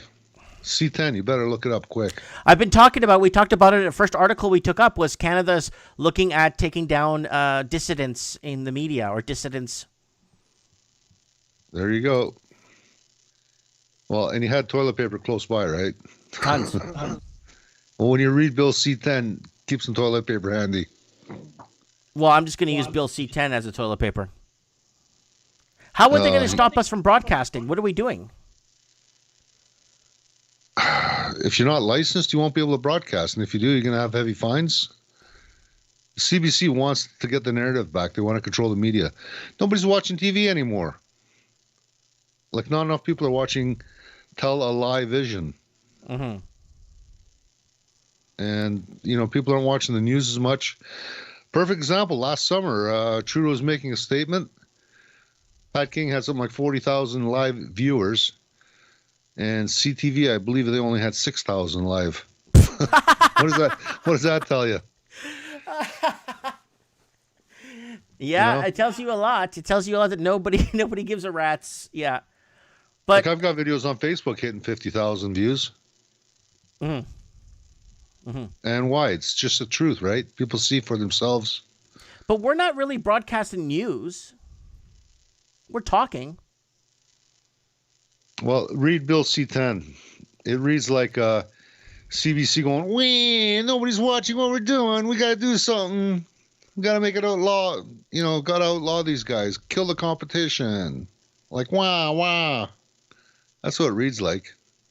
Not good, Mike. It's not good. All right, I'm going to bring up Bill C-10. The guy that's bringing this in, this guy was an old ex-Antifa, far left extremist. Guy was in jail already, right? Mm-hmm. And you can tell when he's lying because he stutters when he's lying, which is pretty much all the time. So they've been working on this for about a year and a half. It's coming. All right, I'm going to look up Bill C-10. All right, Eduardo, thanks for the update. Guys, don't forget the protest on the Hill there in Ottawa. That's February 14th. Sunday. Okay. freedomforumcanada.ca for details. freedomforumcanada.ca for details. Okay, Eduardo. God bless you, and I hope you get out of prison soon. All right, signing off from the Soviet Banana Republic of Canada. Thank you, Eduardo. Bye. Bye. That is our man, Eduardo, who... Okay, let's look up Bill C10 and find out if this channel is going to exist. Bill C10. See, that's how it is in Canada. I mean, am I allowed to even make a video? Okay, this was updated recently. Bill C10. So let's take a look at this and see if we're going to even have a channel. Bill C10, an act to amend the Broadcasting Act and make consequential amendments and other acts. So they're basically going to be an act to amend the Broadcasting Act to make consequential amendments to other acts. Section 4.2 of the Department of Justice Act requires a Minister of Justice to prepare a charter statement for every government bill to help inform public parliamentary debate government bills. Charter considerations. Overview. Bill C-10 amends Broadcasting Act. The Act sets out a broadcasting policy for Canada. The role and powers of the Canadian Radio, Television and Telecommunications Commission in regulating and supervising the broadcasting system, and the mandate of the Canadian Broadcasting Corporation. The Act plays an important role in supporting Canada's cultural industries and ensuring Canadian content is available and accessible. The Commission, an independent administrative tribunal, is responsible. So again, it's these secret committees that they're not voted in, but they're secretly chosen by our elected officials, right?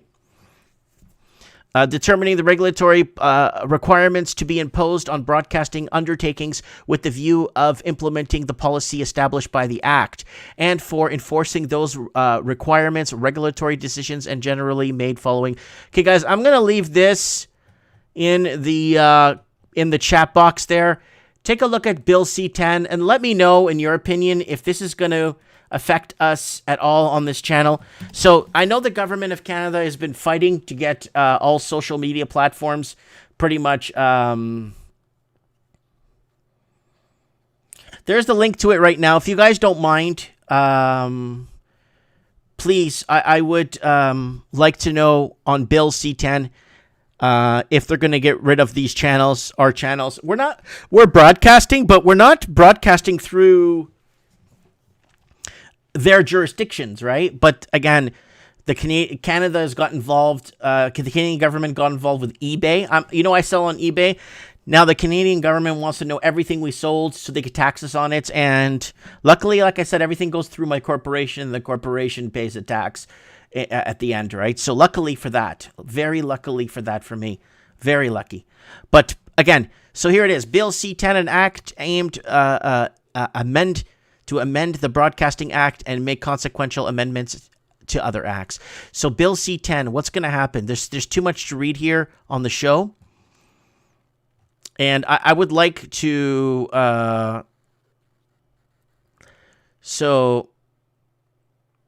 Okay, fair rights trial, Section 11. Section 11 of the Charter guarantees certain procedural rights to persons who have been charged with an offense. Its protection applies to proceedings that are penal in nature that may lead to true penal consequences. Like in Canada, like in certain things, there's certain things like I've been like physically threatened here in Merritt. I've been told off hundreds of times by a guy here in town, and threatened on camera 2 different times, and recorded 3 another time, and the police say that's forming an opinion. So this is different. I mean, so this is something like, well, okay, I'm forming an opinion. Am I not allowed to form an opinion? Like, if it's coming against me and my family, and my wife gets told off and everything, and doesn't that become like, am I not forming an opinion here? Because then what I'll do is, if they want to charge me for this, I'll say, well, here's all the police reports. Here's everything that's been happening to me since I opened a business similar to someone else's in town, and they've been threatening me, my family, and everything. So the police told me that they're forming an opinion. So am I not here forming an opinion with you guys? All right, let's find out. Let's get our next caller on. I want to get...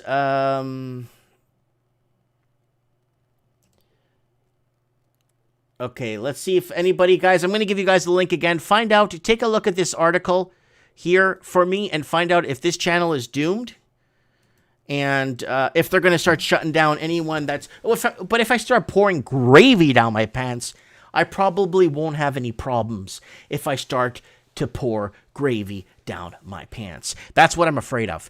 Okay, guys, let's do a quick channel plug before we go into our next caller here real quick. And guys, don't forget to go ahead and subscribe and be part of the channel. Don't forget to set your reminders for next week. Alaskan Prepper's coming on. Alaskan Prepper will be here. There he is, the Alaskan Prepper. So don't forget to leave your... don't forget to set your reminder to this show. Reminder on right here. And don't forget to buy something off of Teespring. The Dirt Bike t-shirts there. Lord Humongous hoodie there if anybody wants to pick up anything. And don't forget to follow me on Facebook if you got Facebook still. If you haven't abandoned Facebook, go ahead and follow me on Facebook if you'd like. Also, guys, please send me your show tips here to my Instagram, Mike Martin's Official. So send me your Instagram. Some of your Instagram messages here, show tips.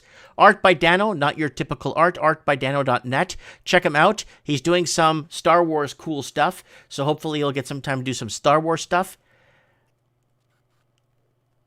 So let's end music by Ralphie.co.New Zealand. Thank you, Ralphie, for the music. And he sent me a small jingle for a Commonwealth for common folks. Okay, I want to get, I gotta get, Lord Humongous to weigh in on this, like what from a different point of view.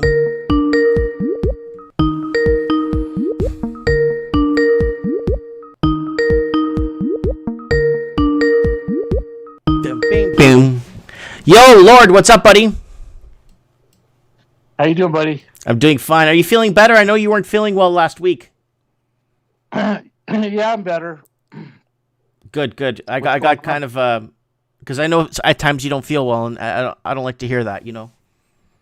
Yeah, my nephew came by and took me out to dinner tonight, which was good nice. for you. He's doing really well. Good for you. Yeah, he went through a lot of stuff like drugs and stuff, and it was just nice. It's nice to see him doing really well. Good. Hey, yeah. What do you think is happening up in Canada now? Our COVID camps are going to be run by an independent company. Then we're going to have like the C10, the passing law C10, where we're not even allowed to broadcast anymore in Canada. What the heck is going on? I don't know, Mike. It's too much censorship. It's this is the result of man following man's laws. You know, they're all flawed. It's not the way God intended us to be free. You know, that's the way I look at it. I'm all about freedom, man. I mean, as far as I look at this whole thing with television over the decades, the programming, they're just molding your minds, you know, to think a certain way. But yeah, it's a mess. I mean, I think the internet should be like it was originally set up to be, which was unregulated. And then you get these big tech companies coming in like Google and everything else, and they monitor and they censor. You know, who are they to decide what free speech is? You know, yeah, it's just sad. I mean, even if you can have the most heinous opinion or viewpoint on a certain group, and under the Constitution that speech is technically supposed to be free. So but we have this digital platform on everything. Everything's digitized, everything, the internet, TVs. Have we given too much? And tonight's show is Digital Soul. Have we given so much and so much dependency on this digitization that our souls have been sold to it? Yeah, well, that's because they digitize the money. I mean, people just don't understand. I mean, I know fiat is just as bad and it's a currency and everything, but when they start digitizing everything and everything runs off these digital electrons called money, it's just there's no realness to it anymore. And that just goes back to the whole thing of the we're going to live in this digital prison now, and it's going to steal the freedoms that we once had, the natural freedoms, little by little. That's how they do it, incrementally. And as an American, I hate it, man. I can't. I'm looking at technology now, just so disgusted with the whole thing, because they've taken it way too far. They've, they started doing it with, increasing the resolutions on TVs and getting the smart TVs, and then, the government, of course, they're gonna spy on everything, or some foreign government's gonna spy on everything you do. I mean, what is the point of these people? Really, I don't want to be a video game uh, emoji. I know what you like mean. in a video. That's what it feels like. That's what this whole world is sold out to, is this digital garbage, man. This technology. These people like Bill Gates and everything, they wouldn't have as much power as they do if everybody didn't go along with what they're doing.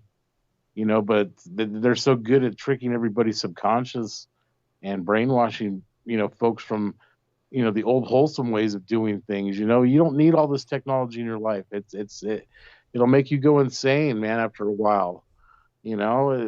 I've already seen how it's affected most people. I mean, I don't even watch TV anymore. I don't. I mean, the only thing I do is go on the internet, man, and that's even getting garbage now. The internet was originally created just for communication purposes, to connect the world. It wasn't meant to do all this stuff, and now they got it all mixed in with the monetary system. I mean, it's just a joke, man. It's all, like I said, it all goes back to whoever's programming this stuff. Hmm. Those are the people who really control everything. It's not even the bankers anymore. You can see, I mean, they're all part of it, but like the bankers are, they're trying to save their old rotten system, and this technology is what's taking them out. So to like a degree, that part is good, but it's going to get to the point where it's just too much, because at the end of the day, it's all worthlessness, man. Everything's worthless. Who the heck wants to go work for a digital slave token, man? Like the fiat was bad enough, and now finally people are waking on. They're waking up. That's why, with this whole Reddit thing and this GameStop thing that, they shorted last week, and, they were trying to tie it to the SLV, which is, it's just another ETF, electronic garbage fund, man. It's gotten, people think they're going to take down the banks that way. That's a lame way of doing it, man. That's why I was telling people physical silver is the only thing that's going to survive, or hard tangible assets, gold coins. When this thing, all this stuff implodes, and it will someday, it's just going to, that's all that's going to be left, man. They can't get rid of precious metals. They can't get rid of oil. They can manipulate these markets through the digital, through the programming. Mm. They do it every day, you know? Interesting. That's why there's no free market, Mike. Well, Because free it's already markets out the window. When they had NAFTA, a lot of small businesses thought with NAFTA in place they could use NAFTA to import stuff from Mexico and America at lower rates and pay less tariffs. But if anything, it was only designed for the big corporations and governments to import, not the small businesses and corporations. Yeah, and that was all based on the profit they made off the cheap slave labor coming out of Mexico. Yeah. It's sad what they've done to these people. I feel bad for Mexico. I really do, man. They're exploiting the silver mines now.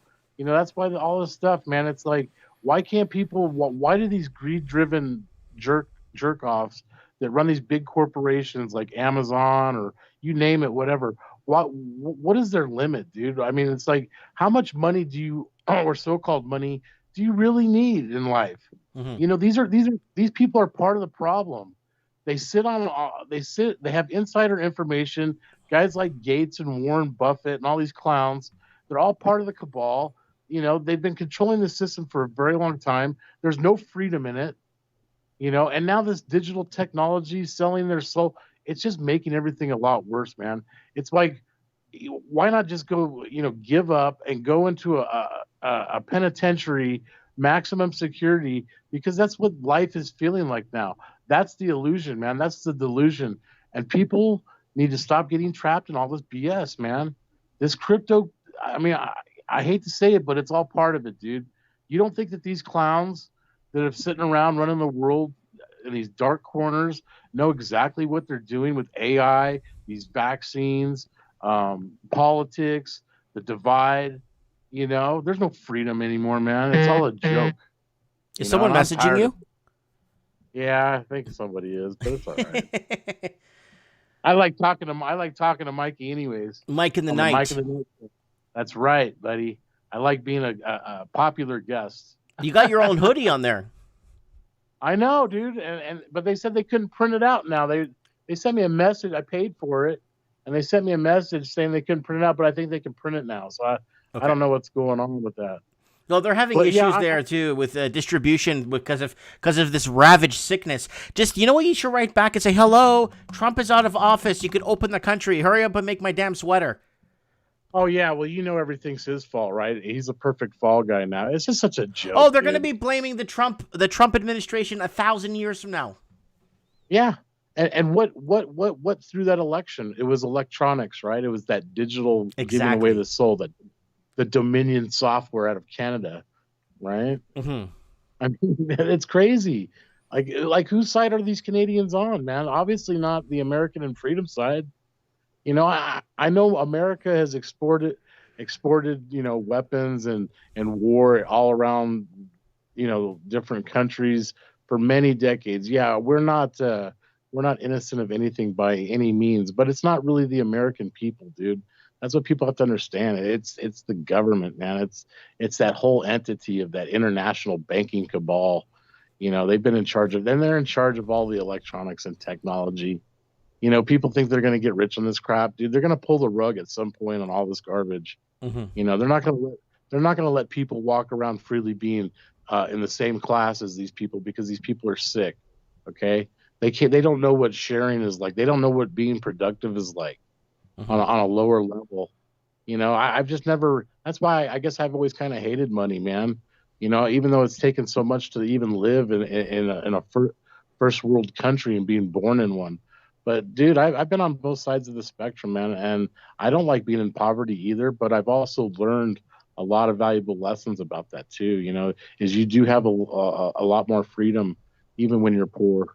Until these assholes try to come and round us all up and vaccinate and tag us and everything else like that. That's why I do believe in God. And I don't like people, coming on the channel saying, oh, there's too much Christian pushing this and that. You know what, dude? Christians don't push a lot on people. They really don't. The majority of Christians I know. And who cares, man? It's their opinion and it's their belief, Well, why is it that everybody picks on Christianity? I just don't understand that.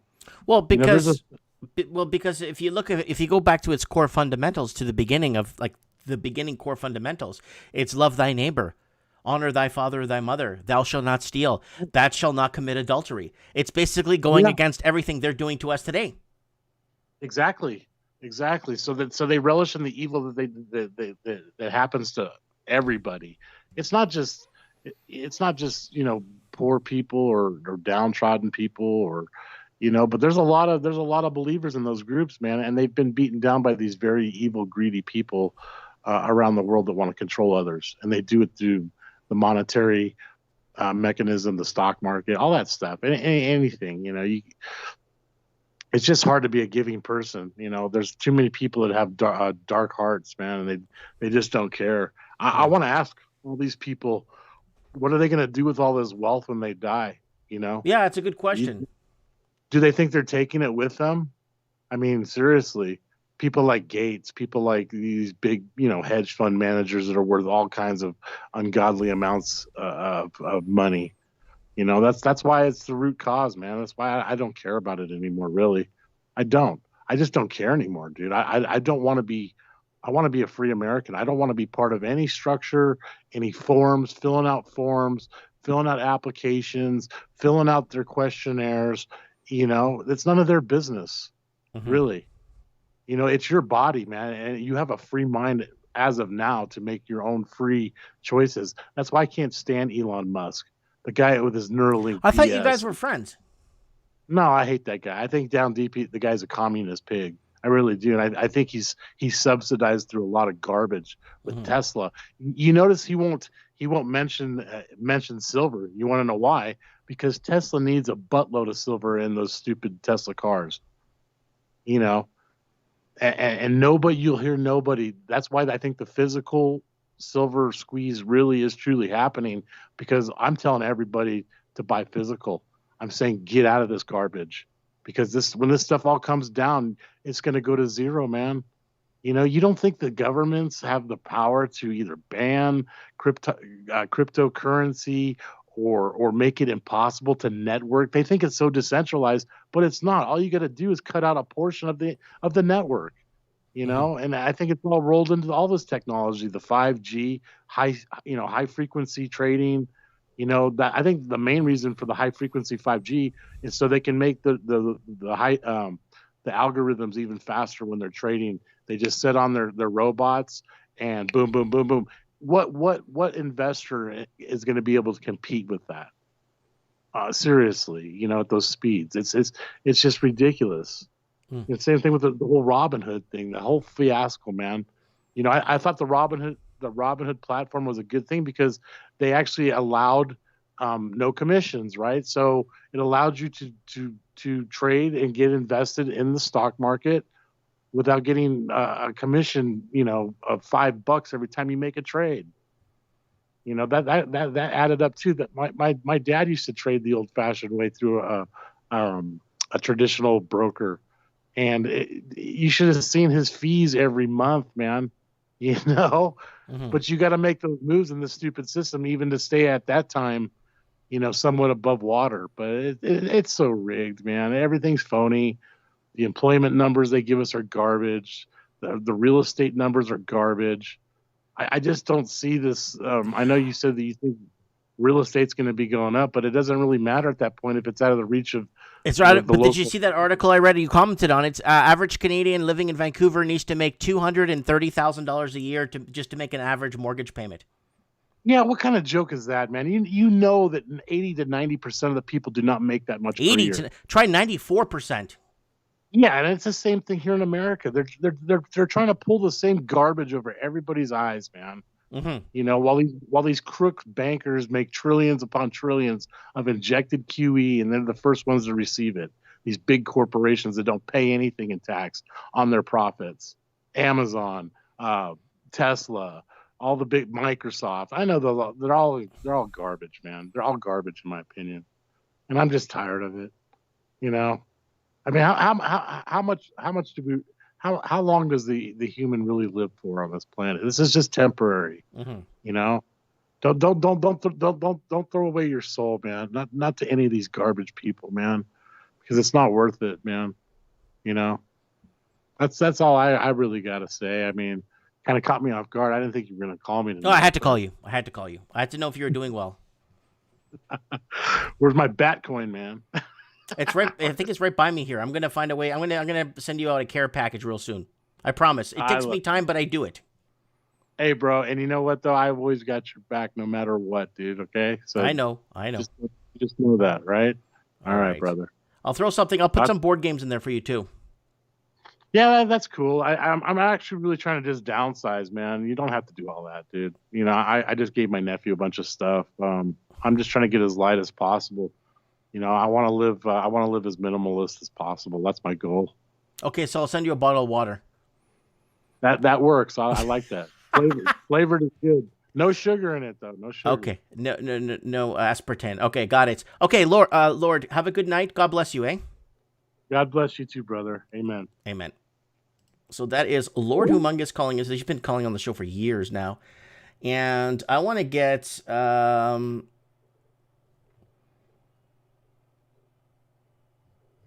Oh, wow. Layla, wow, sent me a lot of links. Let's open them up.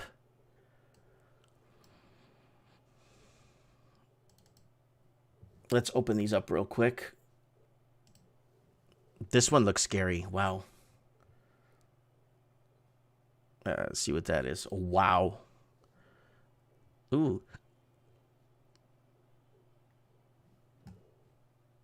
Okay, and what else do we got?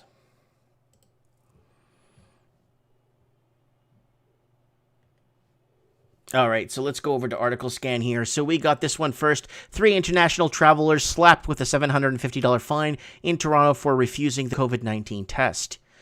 So they're getting fined for not basically taking the test. Shifting crypto regulations spotlight need for ID verification. Wow, so they want to use facial recognition. What? The construction of that database naturally leads to consideration of identity itself and how a robust set of protocols to help establish and ascertain identity can be built into the database. What we're seeing now in the U.S. is not all that different, maintained coherent from what we've seen in Europe. Wow, this may be a strong time motivation to oppress AML screening. I don't know about this. I just don't like this idea of all of this. And then we got, what else did you me? The worst possible time HHS gives. This is from USA Today. Cold shoulder to victims of common vaccine injury. So you cannot, in Canada, I think Canada passed a law where you cannot sue the government and you cannot sue the vaccine companies for damage. And Toronto man won't ever forget forced hotel quarantine. You can't, what does he say here? You can't check out of the hotel COVID anytime you like, and you are definitely not allowed to leave. It's like the Hotel California. Once you're in, you can't leave. I won't forget this. The 34-year-old Scarborough man said on Wednesday he was finally released from the Radisson Hotel Quarantine Center on Dixon Road. It's not to say this hotel is the same as a prison, but Dizute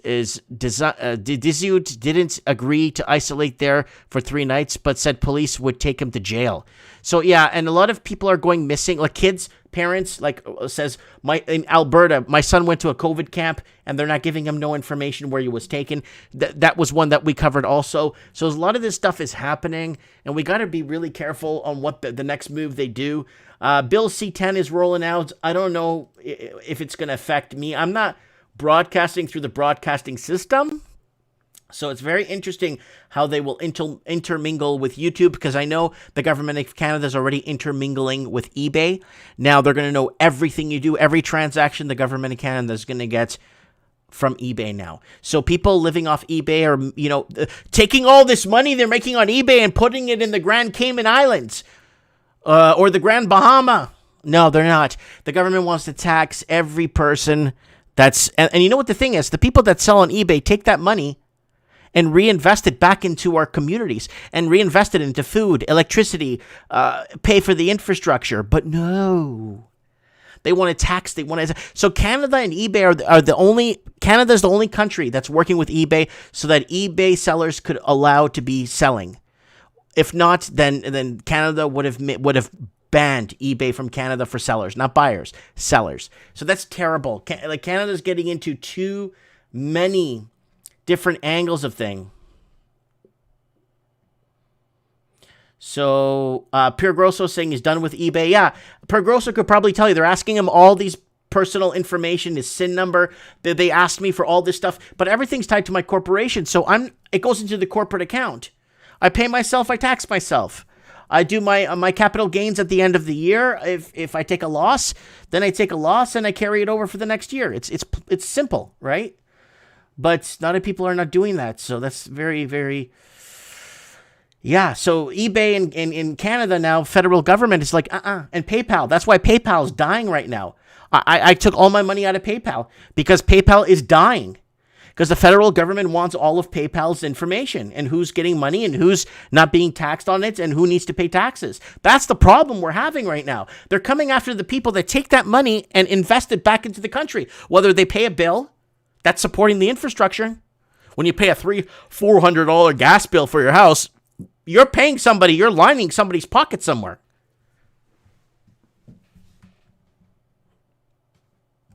All right, I need to get, who can we get on here? I want to get,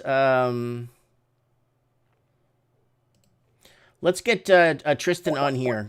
Let's see if he picks up his Skype.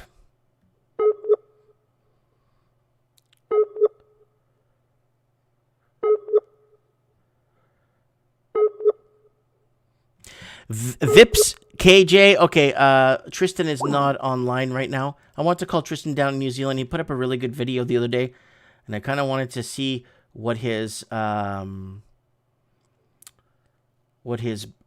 thoughts were on it right now. Okay, let's see if we could get Steven. Steven sent me a message last week that parts of Australia are going back into like massive shutdown. So, Steven, are you there? Yes, Mike, how you going? Good, good. Wow, can I show you or no? Or you want to hide? Yeah, sure, go ahead. All right. This is an Australian that's not scared of showing his face. All right, let me get a round of applause here. All right, article scan. Okay, good to have you on. What is going on? You sent me quite a few very scary articles. Yes, the last week in WA, in Western Australia, we went into lockdown, a hard snap lockdown, because somebody in the hotel quarantine business supposedly caught the UK variant, and that triggered the whole of the Perth metropolitan area and the southwest Peel region to go into a snap lockdown. Wow. So they shut down because they feel that they think that somebody has something. He did get tested, and there was apparently and that apparently was so. Although he thankfully didn't transmit it onto anybody else, even within his own household accommodation. They all came back with negative tests 3 or 4 times in a row, so we're pretty sure that we've got it stamped out now. So he went in for a snap lockdown for a week, and no new transmissions, no new cases for a whole week. Okay.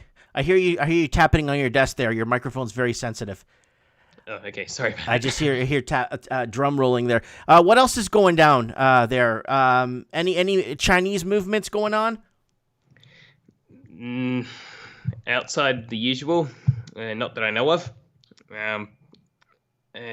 The typical stuff like the mine site workings, investments and real estate investments. It's the same stuff. You're not seeing any. I heard from somebody in Western Australia that there was some sort of military movement going around on trains or on like the back of big trucks. Military movement moving around, and it wasn't Australian military. That's news to me. I haven't seen that myself, no. Okay. Just kind of wanted to know if you've seen anything of that. What else can you tell us? Is this lockdown? Are you guys on curfew there? We were for the week. Residents were only allowed to go out if they had to go out. They can go shopping for food and necessities, medical attention, and prescriptions and whatnot. And also masks were mandated for the first time inside and outside within WA. So previously, for the last 10 months, here in Perth and WA, we've had it pretty good. We basically had, for the last 10 months, virtually almost pre-COVID normal. Okay. Aside from the restaurants and venues had limited patron numbers. And now we kind of feel like, oh, bugger. It's now we know what the rest of the world feels like. Yeah, the rest of the world is in lockdown. You guys don't have COVID camps there, do you? No, aside from initially last year, I don't know if they still are, up north when COVID initially came in, they had when they were repatriating tourists and Australian residents back into Australia, they would go to a certain COVID hotel / quarantine facility up north or near the Northern Territory border, I think. And there was another one in Perth, CBD hotel quarantine. When they come back into Australia, they would go straight to the hotels for about 2 weeks quarantine, I believe. Okay. Yeah. Okay. Any rumors of them launching an early election there? Here in the state elections for WA, there'll be one coming March or April. So that's upcoming for my area. Oh, they Pretty might sure. do mail-in ballots, yeah. that's we still mail-in ballots is nothing new for WA or for Australia in general. We can apply for mail-in ballots here as well, but there's a big process for that. So it's nothing quite like from the information I've seen what was going on in the US. Yeah. Anything else we should know? I know properties are going up. The typical stuff. Anything else? I'm just looking around now. That new bill to allow foreign forces and troops into Australia for so-called emergency. Is that been passed? I am not sure yet. I'll have to do more digging on that. Because I did a video 2 months ago about that, because that's a major issue. Because that's not, then what's going to happen is the Australian government won't be liable if something happens to you by these foreign troops. That is very concerning. It is. It actually says it in the bill. They're not responsible for any foreign activity in Australia, and that if something does happen, the government is not liable and they're off the hook. Yeah, I hope nothing bad eventuates of that. So fingers crossed that we'll all be good here. Well, they're trying to put measures into place for future actions, right? And that's what I'm afraid of. It's like if once you get all your ducks in a row, and then it's like all hands on deck, and we're ready to initiate whatever they want to initiate, right? So we don't know, and we're kind of feeling it out. I'm just asking everyone in different countries if they're going to have an early election, because it's kind of looking like Canada's going to have one, but they want to do mail-in ballots, and we never did that before. So that's something they want to do, just like in the U.S. They never did mail-in ballots before, and I think mail-in ballots is obviously going to be something that's going to obviously create a landslide victory for the side that's obviously counting the votes, right? Rightio. Well, our next planned election, it's usually every 4 years. So our last one was in 2019. So we'll have our next one 2023. Okay. I have yet to hear of any early election calls. Okay. Because Canada's trying to do that here. That's why. So anything else? We had a major bushfire. Again? Yeah. Yes. This one was pretty close to my area too. Just north of where I live, basically, here in the Perth Hills. It's so far. Oh, I'll just get my notes. Just give me a sec. We had about 86 homes lost to this fire, unfortunately. Wow. It was pretty crazy. But now, all of a sudden, it's actually raining at the moment. So we had a big tropical low come in from the north, and my granddad actually lives up there, and they recorded 278 mils in over a 3-day period, or 10.9 inches. Wow, that's rain. like 3 months of rain in one day, or 3 days. Yeah, this was actually the biggest rain they've had in a century. They were bone dry a week before, and now they're flooded out. Some of the roads, the back roads going into their particular place, a roadhouse called Manilia Roadhouse, they're washed out. They're cut off from the rest of the world. Are they pushing vaccinations there? Their vaccines are definitely in the news. They're coming from what I can hear, and I think it's going to be given to those who are at risk and those working in medical professions first, I believe. And from what I heard from Scott Morrison, that they would make it as mandatory as possible. Mm-hmm. Are you going to take the vax?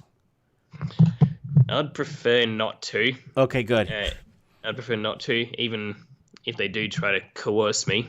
I'd prefer not to, because I would like to rely on my immune system. I try to strengthen my body's own immune system to the best of my ability and the best of my knowledge, and so that my body can fight it off and be prepared for those types of viruses and other bugs and whatnot.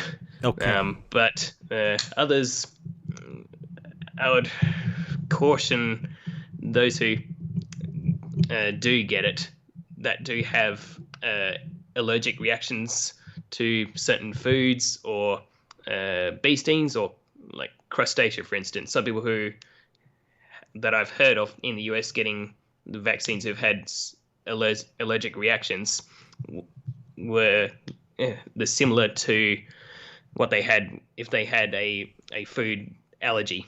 Like, oh wow, that's dangerous. Crustacea. Yeah, so and thankfully one doctor who had that type of reaction recognized that. He got an EpiPen and self-administered himself with an EpiPen, and he last I checked he was feeling much better after that. Holy crap. Wow. All right. So anyways, we'll get you back on the show again in the next week or two. Update us on what's going on there in Australia, and keep your ear on the ground for an early election, for a federal one. I think they're gonna I just have this feeling, you know, sometimes I'm right, sometimes I'm wrong. I have this feeling that there's something in the works with that. So it could definitely very well be one coming. I just I haven't heard one yet. Okay. And for the reasoning, why would they do that? I'm not sure yet. But anyone who challenges the current leadership, I'd imagine would be political suicide. Right. They'd lose a bit of reputation, but I'm sure that it'll happen. All right, Stephen, thank you so much for your update. We'll have you on next week. God bless. Thank you so much, Mike. Take care. Cheers, guys. Cheers. Bye.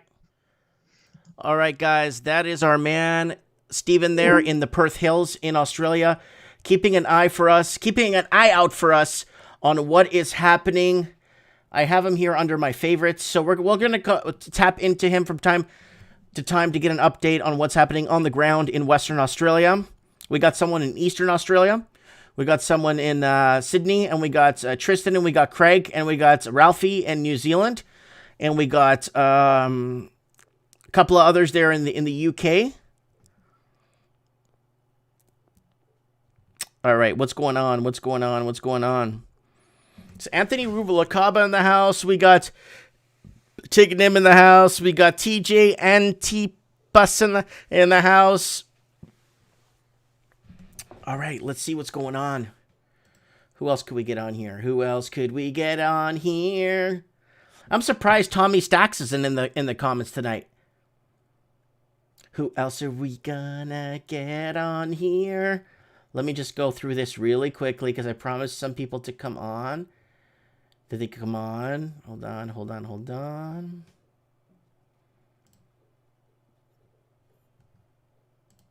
I'm going to call on, who wants to come? Okay, hold on. I want to get, I keep going through this so fast. It's really...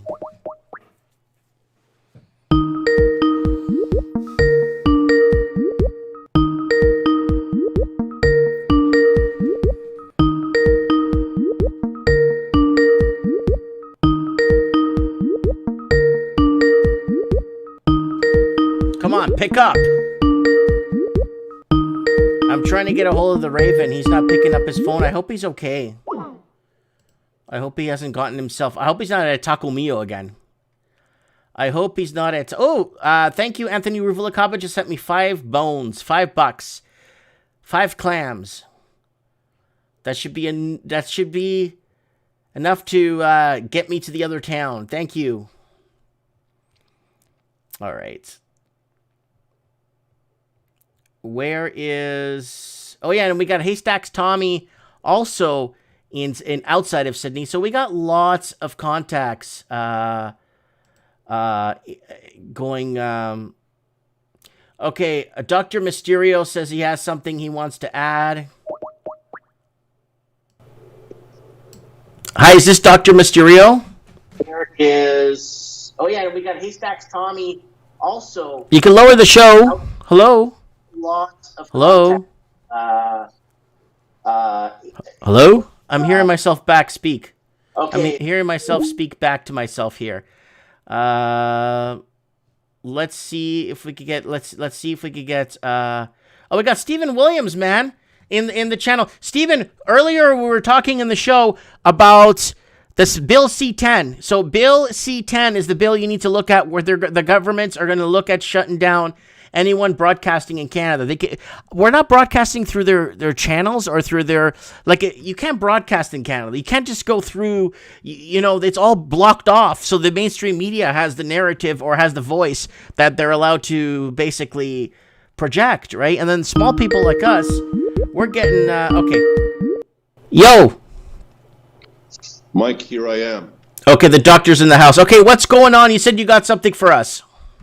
Yeah, got some news from the BC resistance up there.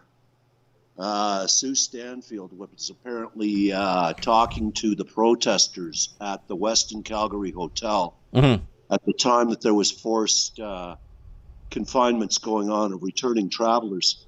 And at the same moment that they were talking, the Trudeau government announced a moratorium on the forced quarantines of returning travelers for the moment.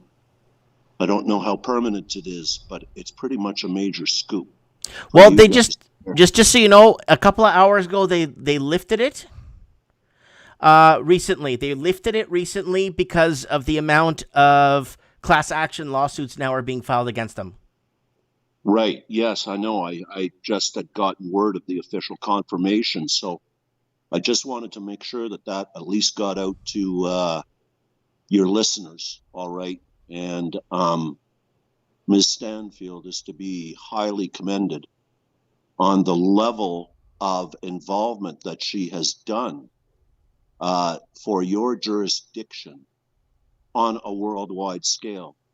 I'd like to point out that she was at the center of the first anti-COVID lockdown demonstration on the planet on April 12th, 2020 in Vancouver, BC. So that put that area much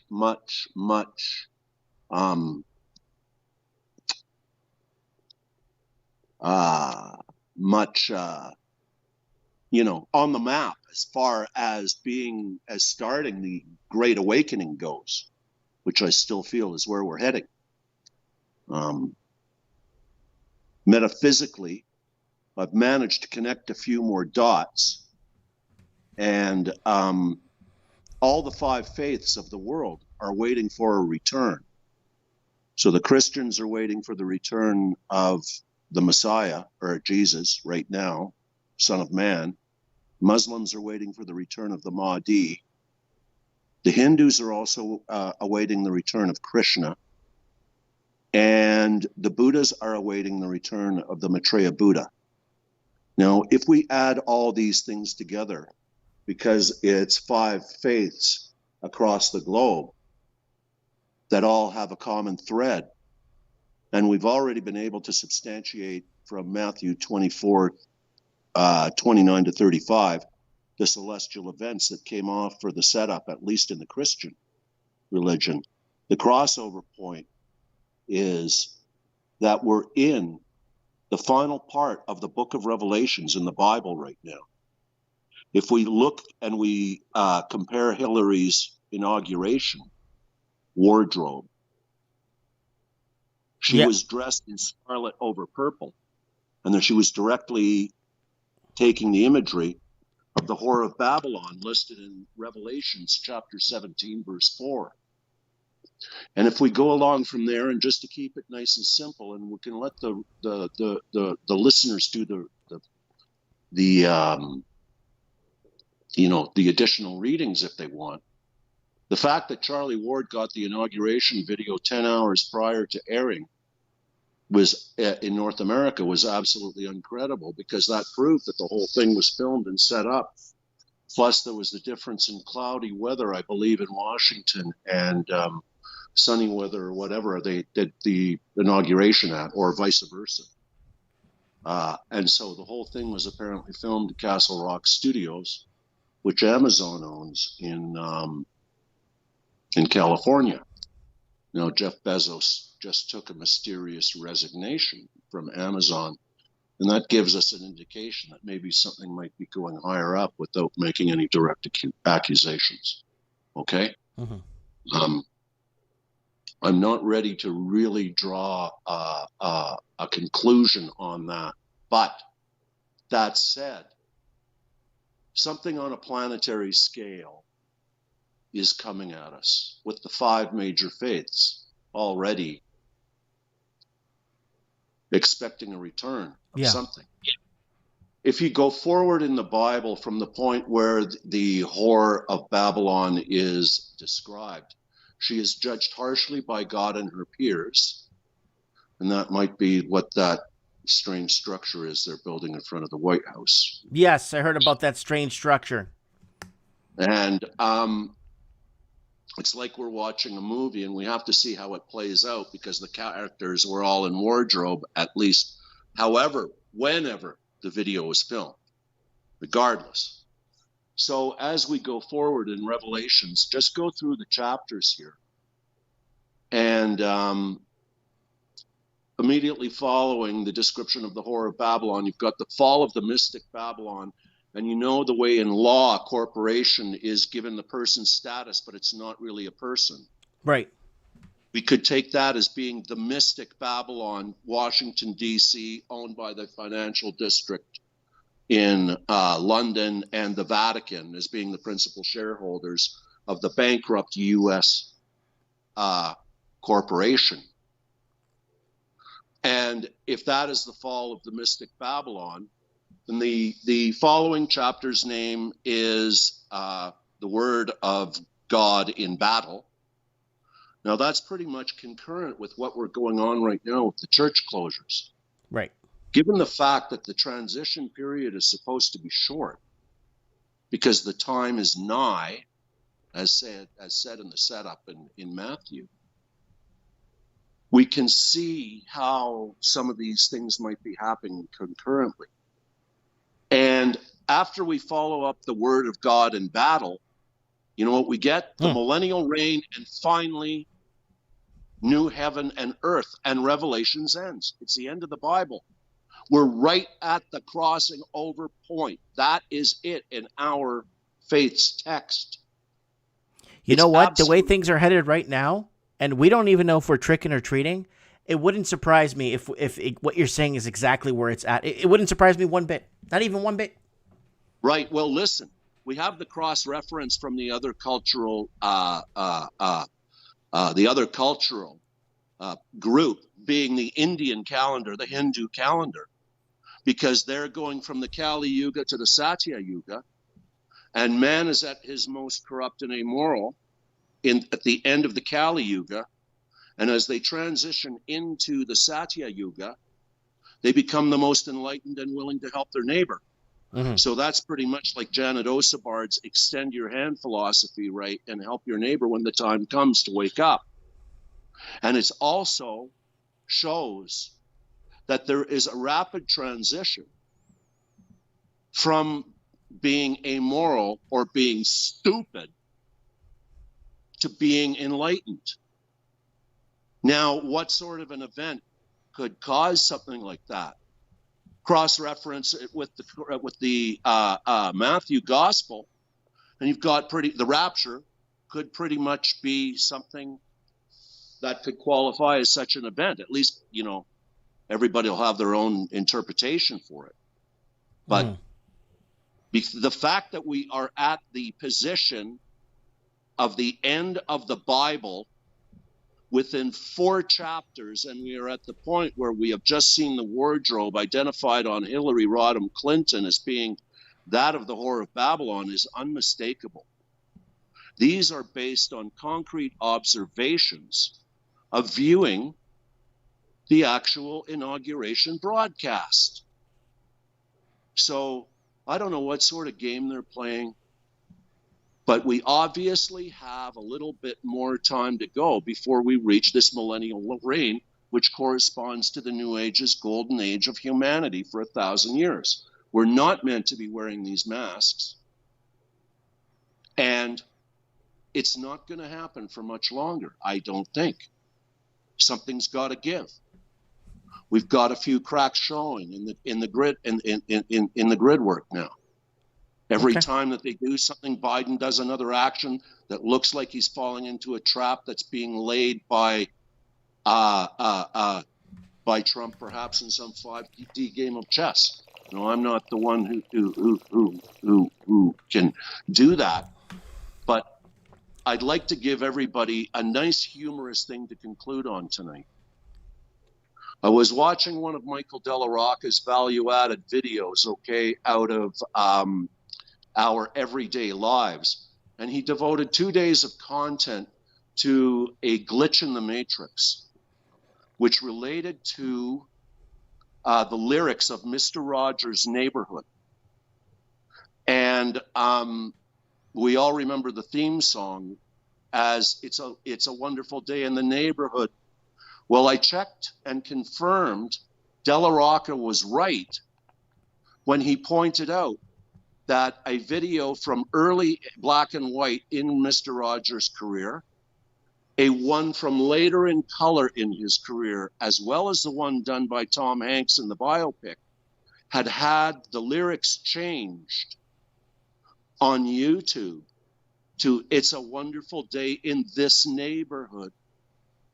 And it's this versus the. And we all know that the correct words are the.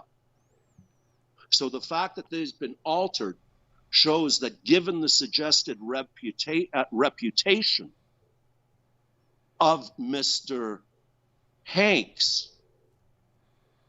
without saying any more, if you understand exactly the inference that I am giving you here, based on the evidence of his former Instagram account, which was deleted, I believe, during the month of September, which left a trail of destruction. Right.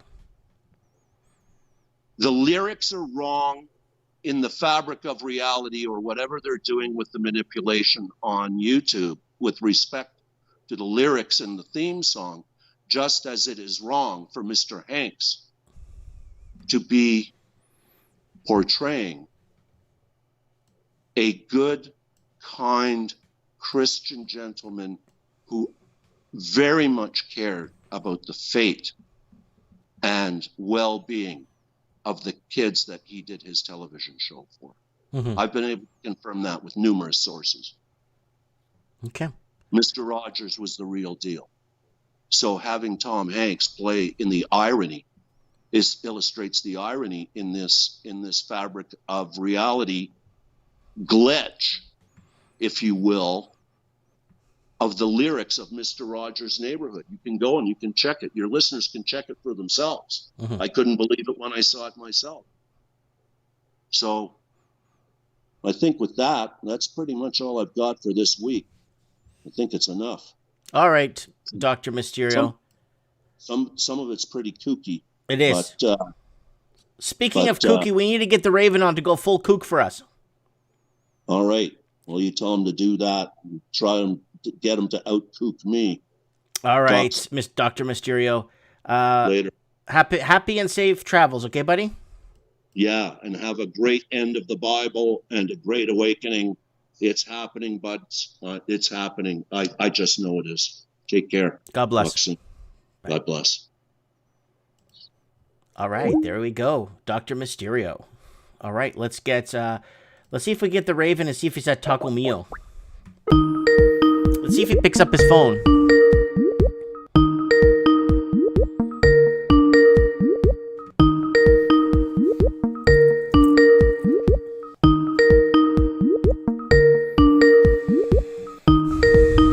Come on, Raven, where are you?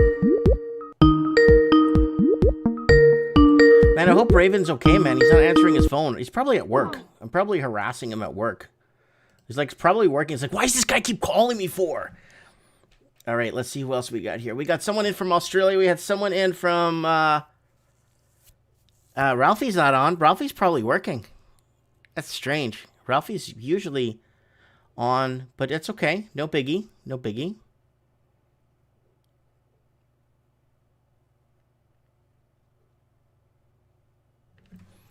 So we got Papa Pissed in the comments. We got Supreme Cannon in the comments. We got Layla in the comments. Let's see if we can get... I had Stephen Williams said he's not broadcasting. Where the heck is he? Let me find him. I know I have him here on Skype. Let me see where he is. Let's see if his... Are they controlling his Skype still? He was under the belief that this Skype was being under some sort of a control or something. Okay, it's turned on here, according to this. Let's see if he picks up. It ain't ringing. Steven, are you there? Yeah, dude, what's up, man? Irimon, were you sleeping? No, Bertrand, you keep me up, man. You're keeping me up. I love your show, man. I always watch it, man. Well, it's good to hear from you. It's been a while. It's been a couple of months now. Everything going okay there in Ontario? Everything is good here, man. If you notice, I haven't been broadcasting a lot. YouTube is just messing me up, man. Messing up my channel. It's weird. You got like what 25,000 subscribers, and it's something's not. It just doesn't add up. And the views are so terrible. Yeah, something's. Yeah, they take down some of my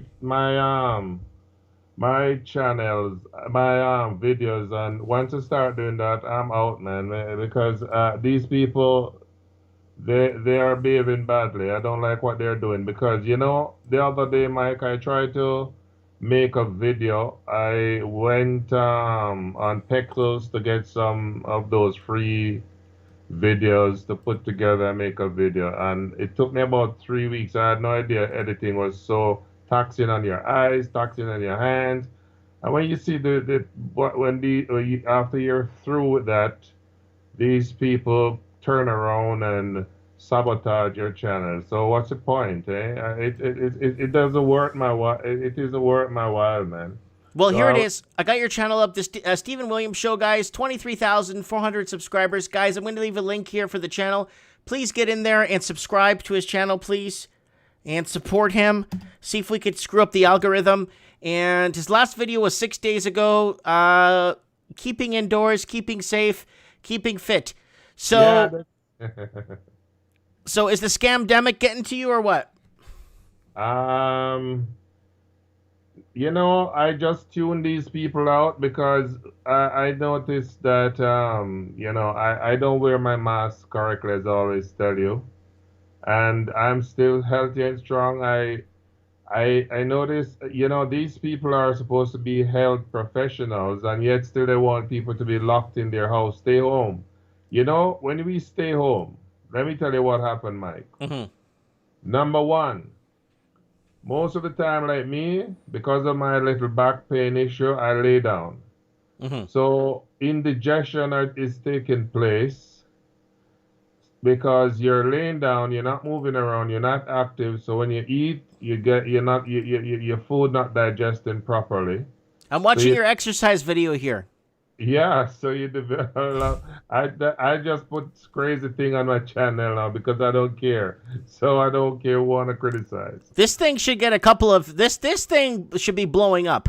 YouTube should be blowing up this video because this is what YouTube wants, right? No, they don't want it to be healthy. They want it to be unhealthy. They want you to sit and just watch TV all day and all night, and then you get unhealthy. And that's that. I think these people want us to be unhealthy because, I heard you say some time ago, big pharma not making no money, Mm-hmm. so they got to come up with ingenious ways to get us sick. Mm-hmm. You got some pretty good form there, Lord Humongous is saying. I don't know about that. I just do my thing, man. If I go out and I see some birds, I video and put them on I can't be bothered. Are you following some instructional health video here? Me? Yeah, are you just doing this yourself? I just was playing. There's a girl from Jamaica. She has a lovely song. She's Coffee. Mm-hmm. She was singing a nice song, so I started dancing to it. I said to my wife, let us both do this every morning. So now and again, we're not that disciplined, so we don't do it every morning, but we do it frequently, and we try to burn off the fat and keep the heart rate pumping because what this lockdown is gonna kill a lot of people. I see you mentioned something the other day that it says it's gonna cause a lot of lung cancer and lung problems, and I believe you. Mm-hmm. Because God has made us to breathe in the natural oxygen, not second on carbon. What is it? Dioxide. Monoxide or whatever, carbon, whatever. Dioxide, yeah. And so when we constantly breathe that in, I see people literally walking on the road, and now they're telling us second mask. These people are hell No, bent on- third mask too, and a boot over your face. Yeah, well, I gotta they gotta jail me because I really not gonna be conforming to that garbage, man. That's garbage.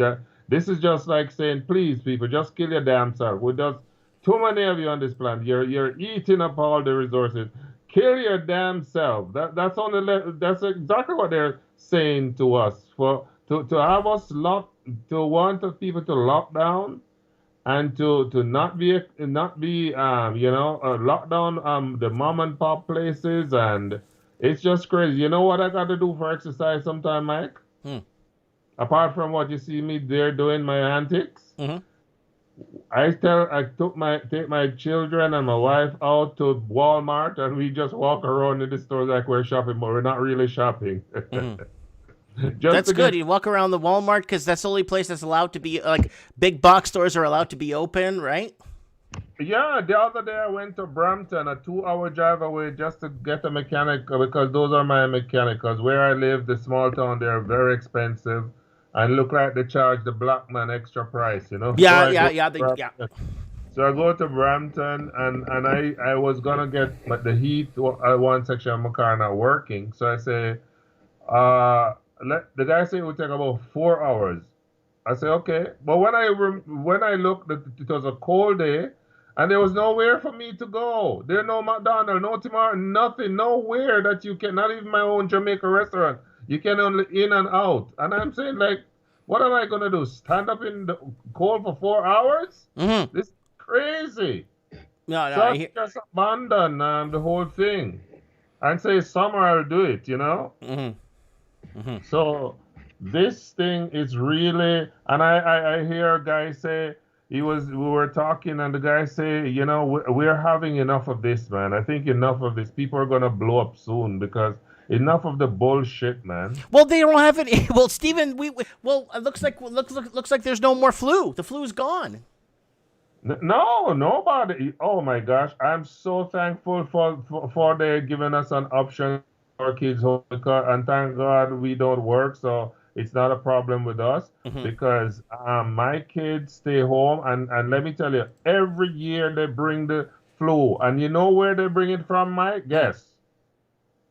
China.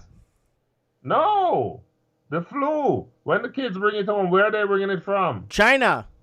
No, come on, Mike. The school. The schools, yeah. That's the breeding ground for virus, man. One child come with it, and they touch and play with each other, and they pass it on to each other, and then they bring it home to the parents in the schools. Right. So that's why I am not an advocate for the schools to be open. I am one of them who's against it because that's the breeding ground. Yeah, for any kind of virus. Because kids don't know what it means to keep social distance. And then you're going to have these little kids having a mask over their nose for an entire day. Jesus, I'm scared for what the future, it was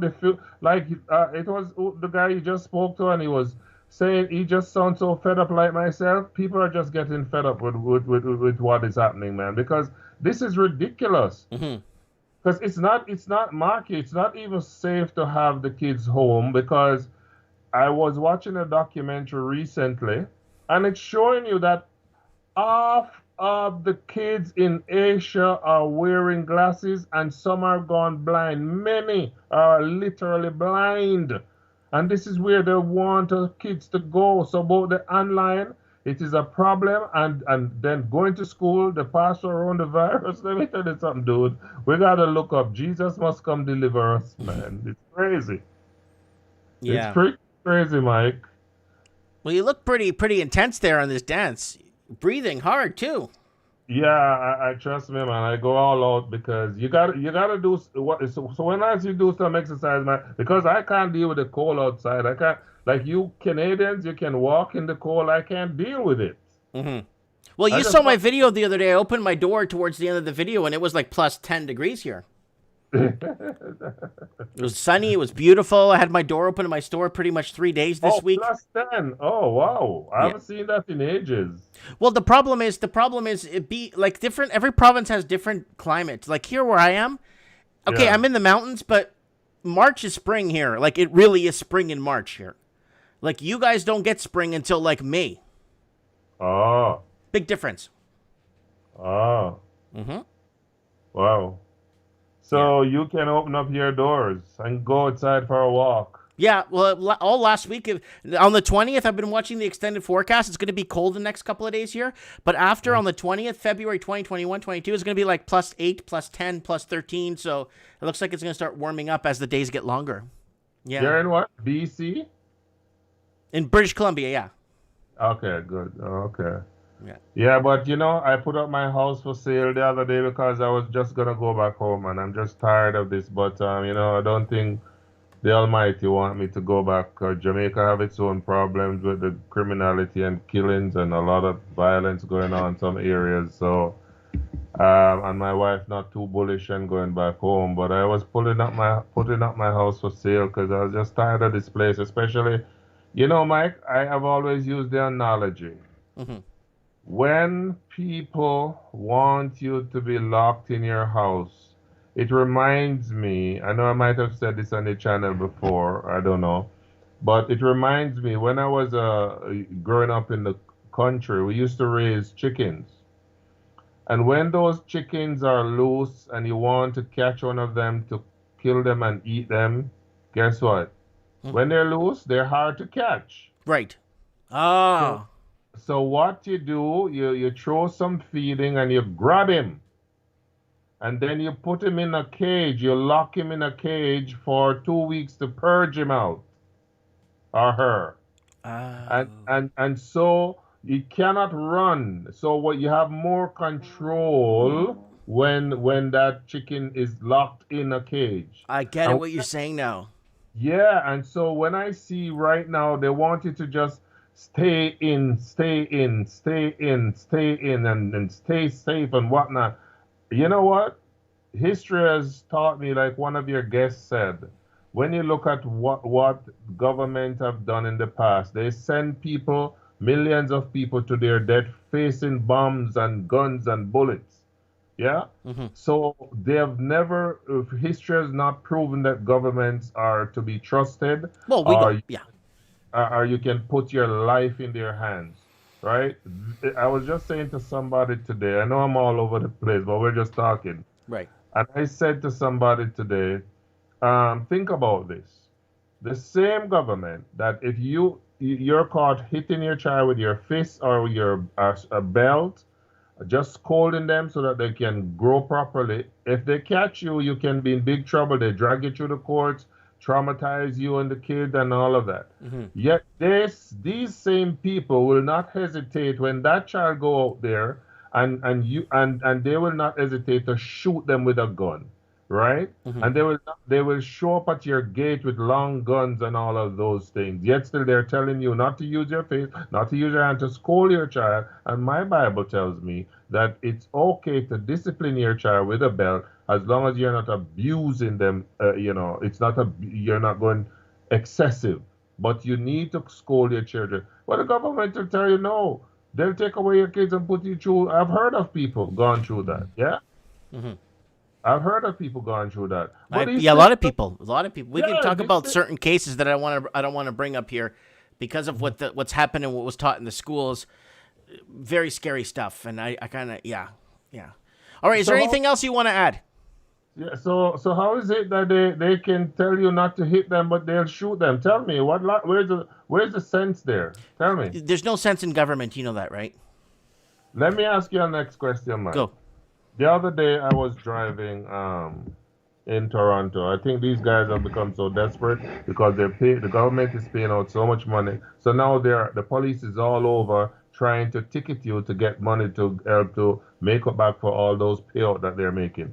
So I'm in a 50 zone. They claim that the girl was coming out, a police girl was coming out. So I stopped to let her out. Then she ended up behind me and pulled me over and say I'm going 77. So I say, okay, can I see the time so that it corresponds with my time? She says, no. I said, why not? I said, okay, let me take a picture of it because you need evidence for me to be convinced that, because if you can't show me the evidence that it corresponds with the time and the date and everything, you can just have 77 from any other vehicle and bring it to me and say, it's just like you'd say, Mike, here's a dead body, Mike, you killed that person. And you say, no, where's the evidence? Oh, I don't have any evidence. But Mike, you killed that person. How does that make sense? It doesn't make any sense. It's like, yeah, I know what you're saying. So she's saying that she can't allow me to take a picture. I said, why not? You're charging me. Oh, I'm not charging you. Why do you think I'm charging you? She said, okay, I thought you were charging me. Said, no, man, I just want to see your driver's license and your papers. So I gave her. The girl went to this is a joke. She went and sit down in her car for a long time and then bring a ticket. Isn't that charging me for something? And I said, so you know what? Even though it's $131, I'm going to fight this thing. I'm going to say to whoever judged the case online, I'm going to say, tell me something. Can I just show you a dead body and say you're responsible for killing that person, or do you need to present me with some evidence? Yeah. You see what I'm saying, Mike? Hey, I need you to do me a favor on the back end. Can you look at Bill C-10 for me, please? That's the one about, I hear you talking about. I need you to go on and research Bill C-10 and see if it affects any of us. You mean about the broadcasting? Yeah. Oh, Mike, you don't have to ask that. Come on, man. You're an intelligent guy. No, I want to know how you see it. It's written like code. So you look at it one way, you look at it another way. It's like we're not on the broadcasting system of the Canadian broadcasting whatever. So who does it apply to? Are they trying to get people like Rebel News and stuff off the YouTube? Mike, all of us who have a free voice are going to come under their control. You're supposed to know Canada is a country. If they can catch the air to regulate it, they're going to regulate it. So they're going to do everything because the people like you and many others are educating and discussing the issue. Do you notice that in Canada, there's hardly any discussion program? It's more, if you go through your radio in your car, on your radio stations, it's always just music. Never any discussion about the current issue of the day. And if there's any discussion, it's always by the CBC. And they always, both the television and the radio station, always have one set of people who they're always the experts they're interviewing. And nobody else seems to matter. I'm so when I see those faces, I just turn my TV off because I'm saying, like seriously? These are the only people that can comment on what is happening? And as I've said to you before, how these station program, what they do is, I have called their call-in program already because they were discussing a topic that I was interested in. And you know what these people said to me? What are you going to say on the subject? And I said, excuse me, I thought it was a free... it's a live program, and like I'm talking to you live, you don't know what I'm going to say next, right? They want to know, and what am I going to say? And I said, this doesn't make any sense. You're basically directing people the way you want them to go. So what they do, they pre-select people, just like when they have any narrative that they want to establish on any agenda, and they go, and if you watch the news and people understand the news, they go and select the people that agree with their agenda and interview those people and use those. They will not get an opposition voice. You understand what I'm saying? So when you have channels like yours and other medias, what they're going to do eventually is trying to cut us out. So that, and YouTube is supporting that, because I notice these days, YouTube, a lot of the channels that I'm subscribed to, I don't see them. But as soon as, it's just like if I'm watching one of your videos on your channel, when you are finished, it's the next video by you that I should be getting until I click off and say, let me go somewhere else. But what I see, if I come to watch one of your videos, eventually when your video is done, it takes me to wherever YouTube wanna takes me. Right, and they take you to people pouring gravy down their pants. Well, like for me, it's DW. I think it's a German channel. I mean, it's not bad, but what I'm saying is you're not seeing the channels that you're subscribed to most of the time. You know? And so they want to program you, say, this is the way we want you to go.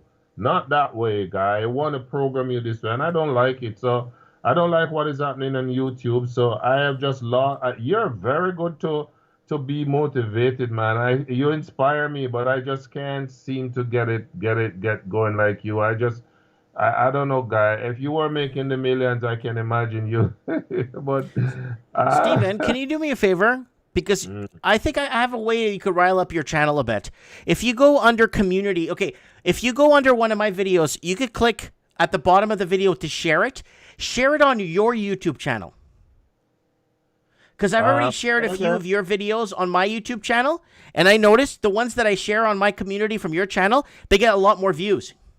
So I would go on what? Your channel? No. You go on my channel. Let's say you like this video. I'm like, oh, okay, this is pertaining to me or my area or what's happening in housing. Like that video. You know what a good one is? That video that I did. How much wage you need to earn to own a basic home in Canada? Right. Where you need to make $235,000 a year just to own a home in Vancouver to pay off a mortgage. If you like that video, you scroll down and click share at the bottom of the video, and then share it. It's going to say Facebook, Twitter. Share it to your YouTube channel under your community. Oh, okay. And then that way my video will go on your channel as if you posted it on your channel. Okay. And then people could see that from your channel. That might actually rile up. Because I've been sharing, if you go to my channel right now, okay, I'm going to show you guys here on screen what I'm talking about. So if you go to my community here, I'll show you guys my community. And that's Mike of the Night from last week. You go under my community here. So I shared videos from Alaska Prepper, Tonight Show, another one from Christina Smallhorn. Then I shared, I did what do you call one of those polls for people to vote on what they feel. I shared one from what's his name? Heisa Says. Then I shared Green Tea for Freedom. So I share all these channels like as we go. You know what I'm saying? And every time I find a video I like, I put it under my community. So I go to home like this. I go to, let's say, your channel, and I'm going to find that video of you dancing, right? So I'm going to go here. I'm going to go back to the Stephen Williams show. I'm going to go right now to it. Where'd it go? It's probably at the bottom because I opened it now. Every time you open a channel, it always goes... I have channels I'm not even subscribed to. I don't even know why they're here. So I'm going to go to your video dancing, and then I'm going to click share right here. I'm going to do this on article scan. Full scan here. So you click the share button right here. I'm going to share it, create a post in my YouTube. And I'm going to say Jamaican man dancing. Oh. Man dancing.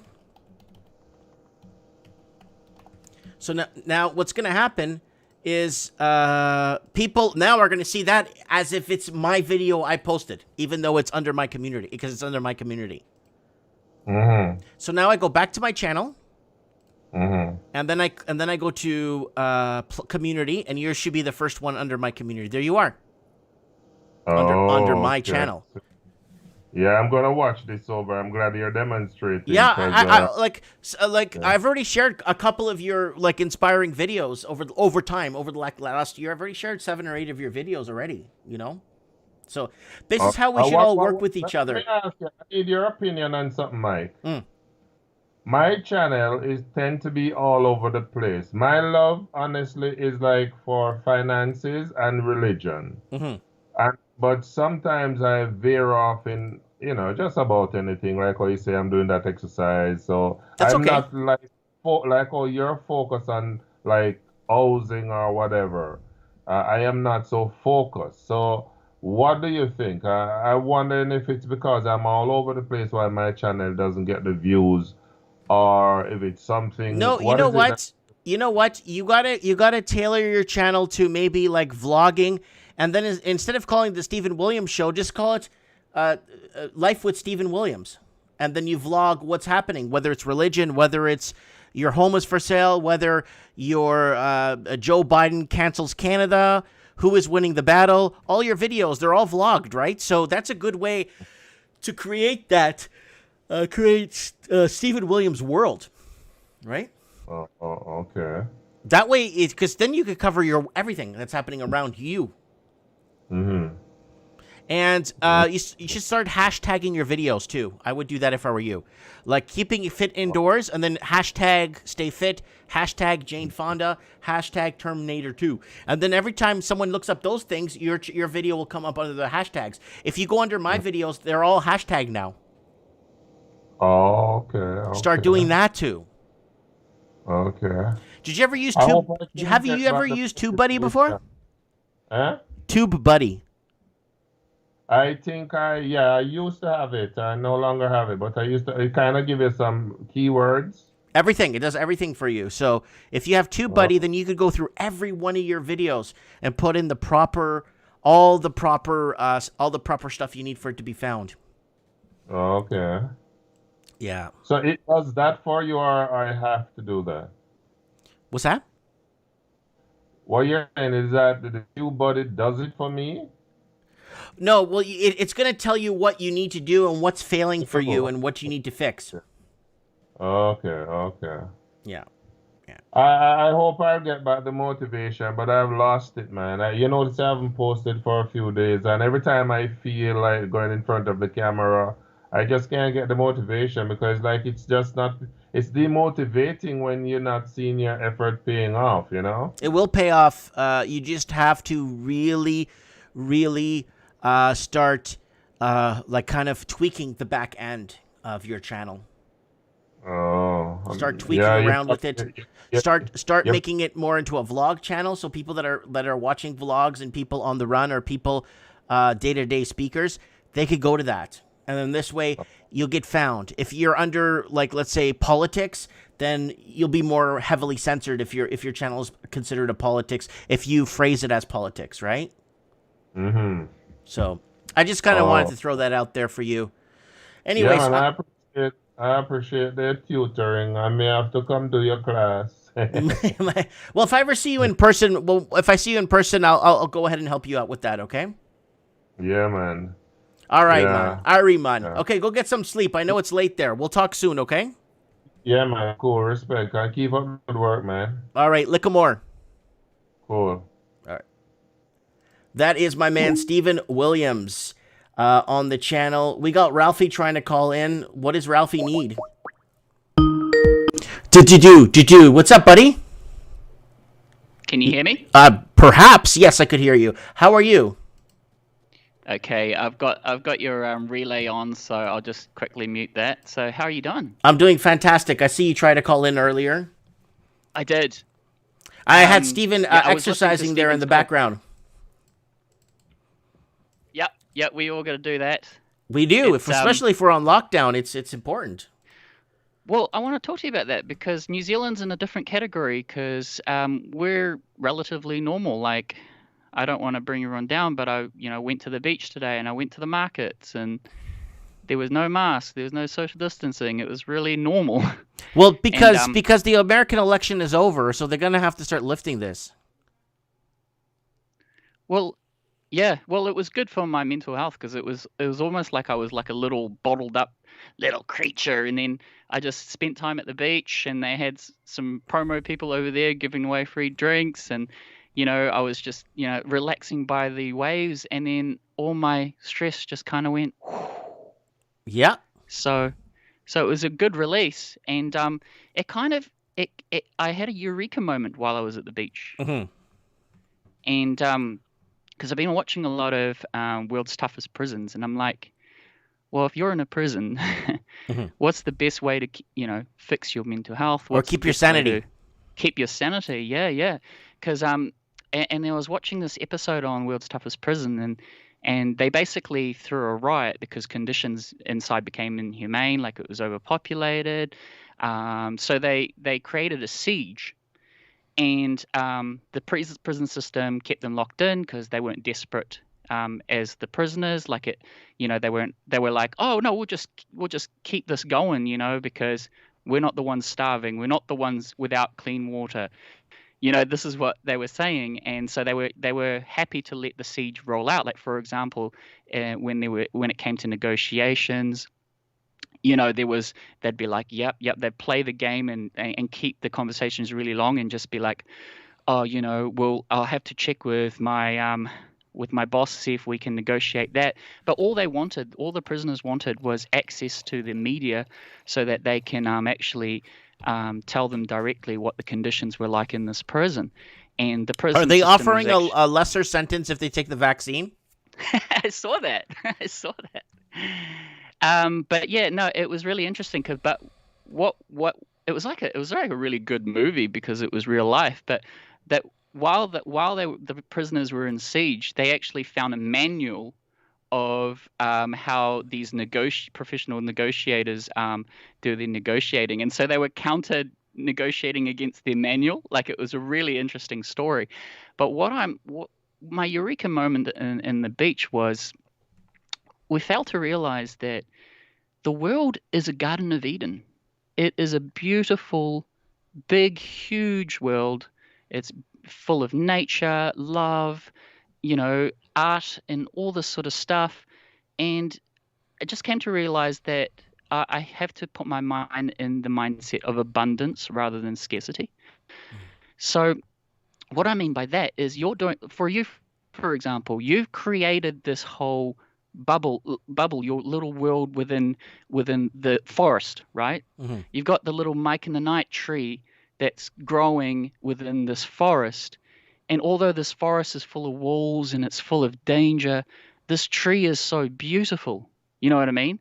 And that's how I see it, is we got to start branching out. No, not so much that, but networking like this, but also creating and replacing the matrix. Right. We need a few engineers on our side. I have to admit that, because engineers are the ones that can create, innovate, can create something out of scratch. They can create an app on the phone that never existed, that kind of thing. We need more engineers. And I kind of wish I kind of did that when I was in higher learning, because I somehow come up with all these ideas, but I don't quite know what to code. Mm-hmm. Like, I know basic HTML and web design and things like that, so I can create my own website, which I do, ralphie.co.nz. And so, but I would really love to code in C++ or something like that, or just really raw coding. And I think we need a few more engineers on our side of the fight, because that's the way we can start creating stuff. And on the back end, actually, I won't say too much. I know a few people already doing that. For example, for me, do you know what I launched today? Tell me. Listening? I'm listening. Tell me. Drum roll.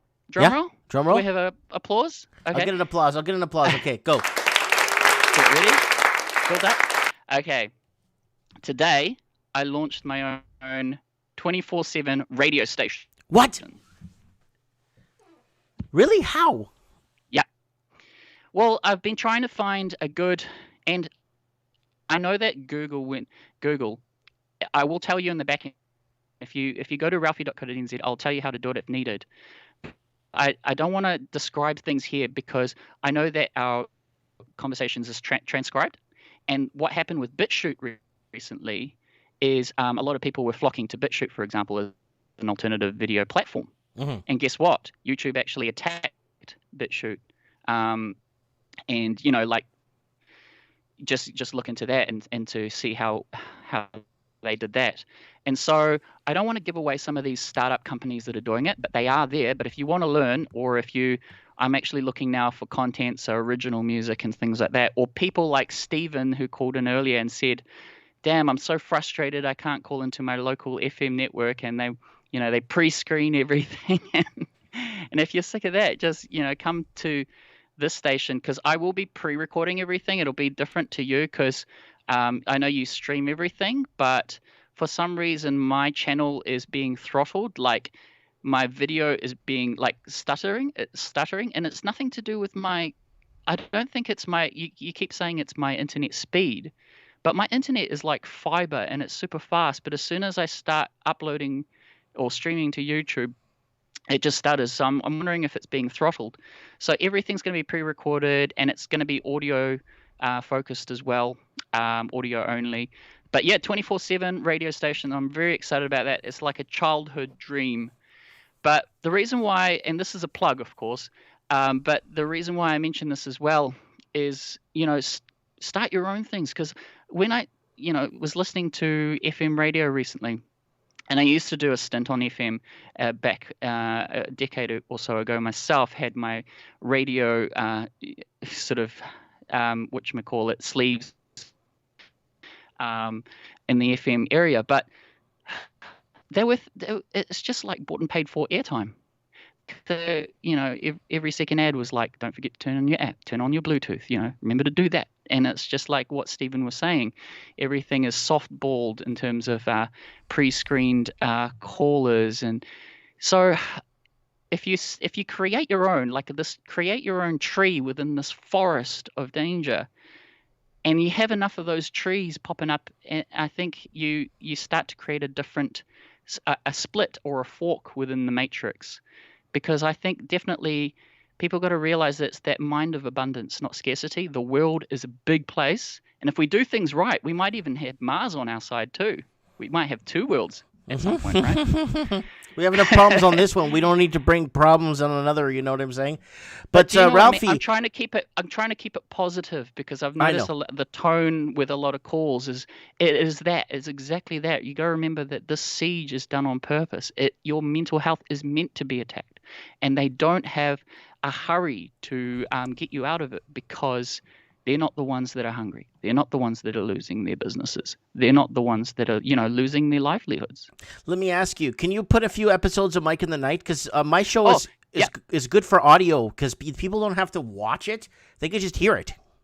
Mike, I've already done it. But my format for the radio show is, because I've got live statistics, and I peaked at 8 listeners on day one. I'm pretty sure they're all Mike in the Night listeners. So please, definitely plug it. But I've already been doing that. But my format for the radio station is, I've noticed the average listening time at the moment is 30 minutes. So I know you do 1, 2, 4 hour shows, which is great for people like me that love consuming knowledge, and I'd have 12 hours if needed. And there's a lot of fans like me, like Hitting Stack, who watch a lot of back catalogs of Mike and the Night, and because I love soaking up knowledge. But for the radio format, I'm keeping it to little 15-minute snippets. So I've uploaded a few Mike and the Night inserts, but in little 15-minute snippets, and it's more produced. You know what I mean? Mm-hmm. I'd love to do that, and I've already made a start on that. Well, on your radio show, if you look at the timeline, you could just have Mike in the Night at midnight your time, and just put the whole show. It's midnight. I don't think a lot of people will be tuning in. Actually, that's a good idea. I used to have an FM slot at midday to 2. They usually we were like the great skeleton graveyard MCs, and I think that's a really good idea, because there is a market for that. So I might start doing that. And but I need a bit of help, because especially with my video stuff as well with YouTube, I'm almost at 300 subscribers, right? If I hit 300 subscribers, YouTube can start letting me mirror things to library or something like that. Oh. And it will let me stream from my mobile. People don't realize that they don't let you stream unless you have 300 subscribers. Okay. Like live stream and things like that. Not that I'm putting all my eggs in YouTube because of the whole Parler thing recently. I think, the anti-Trinity, which is the Google, Amazon, and Apple, they've kind of got a monopoly of high tech and things like that with networks. So I haven't put all my eggs in the YouTube basket. I am branching out with BitChute, and of course my now launched 24/7 radio station. Yes. But I'm so excited. It's like a dream come true. I remember being 5 years old, Mike, and I used to have a friend that lived next door, and we used to record our own little jingles and stings and be like, "You're listening to Ralphie Radio." Like I still have a cassette tape somewhere of me with a high pitched voice doing that. Mm-hmm. By the way, speaking of high-pitched voice, your Commonwealth for Common Folk song is amazing, dude. Awesome. I'm going to play it on Wednesday's show. That took me roughly 2 hours. because I did audio engineering, and part of my course was to how to make a jingle really quickly. Because sometimes you got to deliver to a client, and usually I'd send you a proof. Mm-hmm. And but I'm glad I got it first time around. No, it's perfect. I'm going to play it on the next show. Awesome. Commonwealth for Common Folks. Well, that's something to look forward to for everybody. But anyways, so us creative types, we can start our own radio stations, things like that. But we also need more engineers. We also need more doctors. We need people of science, people of, that sort of stuff. Because I think there's enough of us to create a fork. It's like Bitcoin. You got to create. There was the Bitcoin one, mm-hmm. and then now we got to create Bitcoin Cash. You know what I mean? Mm-hmm. I know what you mean, Jelly Bean. All right. Well, I just wanted to keep it positive, and and my thoughts and feelings to everyone. Because for New Zealand, I'm currently reporting we are kind of back to normal, other than the borders being kind of closed. I went to the beach, I went to the markets. The markets are so beautiful because instead of going to the shopping mall, you buy local, you buy small, and all. You know what I mean? Mm-hmm. It's such a beautiful. And speaking of markets, Craig Cook and I, we're going to start our market gigs in March. If you're in thank Auckland. God. Yeah, but I love doing this because I used to, as a musician, I used to gig at bars and things like that. And the thing with bars is they have to make a profit, and they're focused on selling a product that I don't completely believe in, which is beer, because I don't really drink myself. But when you're playing at markets, you're supporting local businesses. Mm-hmm. So like I said, just creating little things like that. Start local, obviously. Start connecting. I was chatting to Hitting Stacks recently. We did a podcast together, and I was trying to encourage him because he was saying that Sydney is a beep hole, and I was trying to encourage him, find your Craig in Sydney. You know what I mean? My Craig in Auckland, and it starts small. Maybe it's 2 or 3 people. But then you start meeting locally, and you start maybe organizing certain events and fun things. Keep, maintain your mental health. Maybe go to the beach together or play golf together, whatever it is. You know what I mean? Because there's got to be an element of play as well. Mm-hmm. Anyways, how are we doing? Are you at your 3-hour mark? I passed 3 hours, yeah, but that's okay. It's okay. Damn. Has Stell tipped you well today then? Because you deserve every dollar. Oh, yeah. Stell tipped me a lot. I spoke to Stell 2 days ago. No, yesterday, I think. And we talked a bit, and I thanked him very much for that. I think right now he's in a sanctuary away from the city where it's quiet.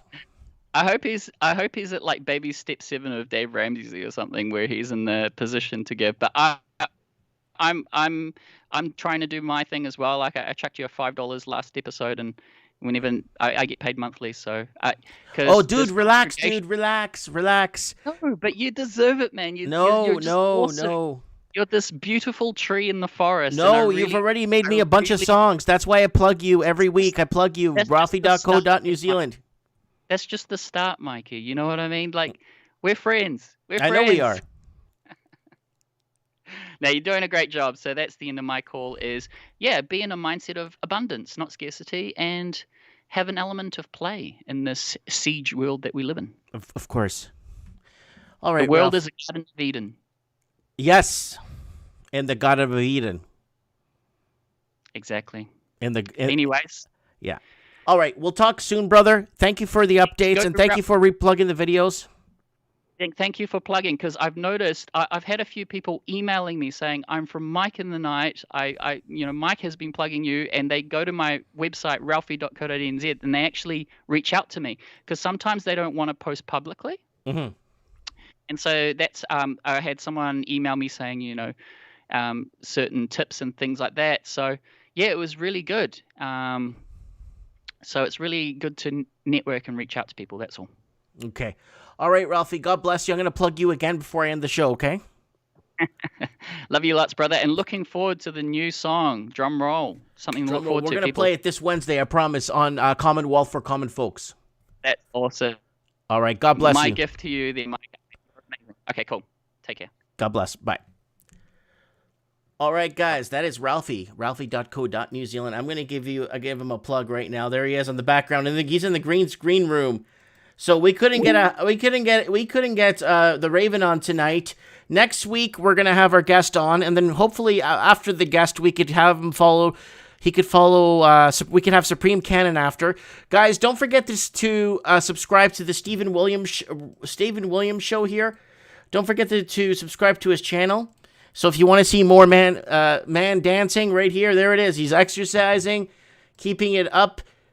Keeping the beat up, the rhythm up. There's Alaskan Preppers coming on next week, and then hopefully we could follow after Alaskan Prepper. We could get Supreme Canon on. So there he is, Alaskan Prepper. Next week's show, please set your reminders for that.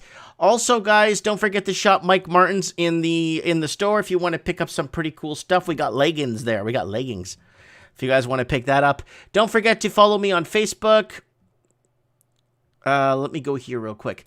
Don't forget to... I got so many people messaging me here on Facebook. It's phenomenal. Here's my Facebook, guys. And you could send me your show tips here on Instagram if you want to.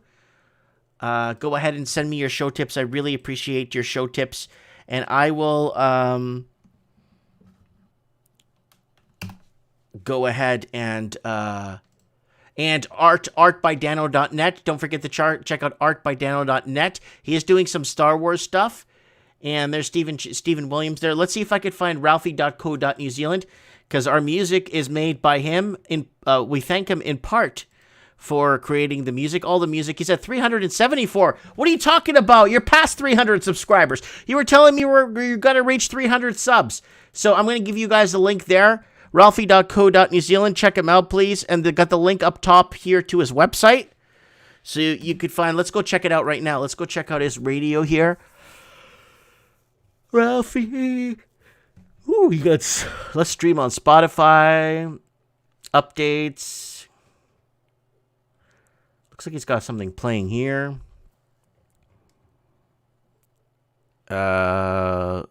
Ralphie Talk Show Commonwealth 2020-2021.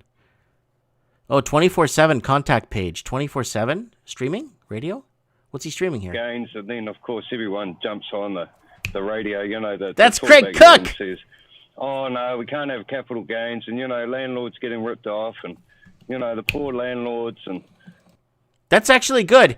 I'll talk to him to make me a small website like this, something simple, but not this nice. Just something to have so I could actually put my stuff on a cloud or a backup, or leave one of my computers running in the shop, which is not an issue, and I could have this streaming the Mike in the Night shows 24/7 without visual, just audio like this. All right, Craig, it's always a blast. Thanks for coming on, boss. We'll talk very soon. That's have you on Mike in the Night, Digital Soul.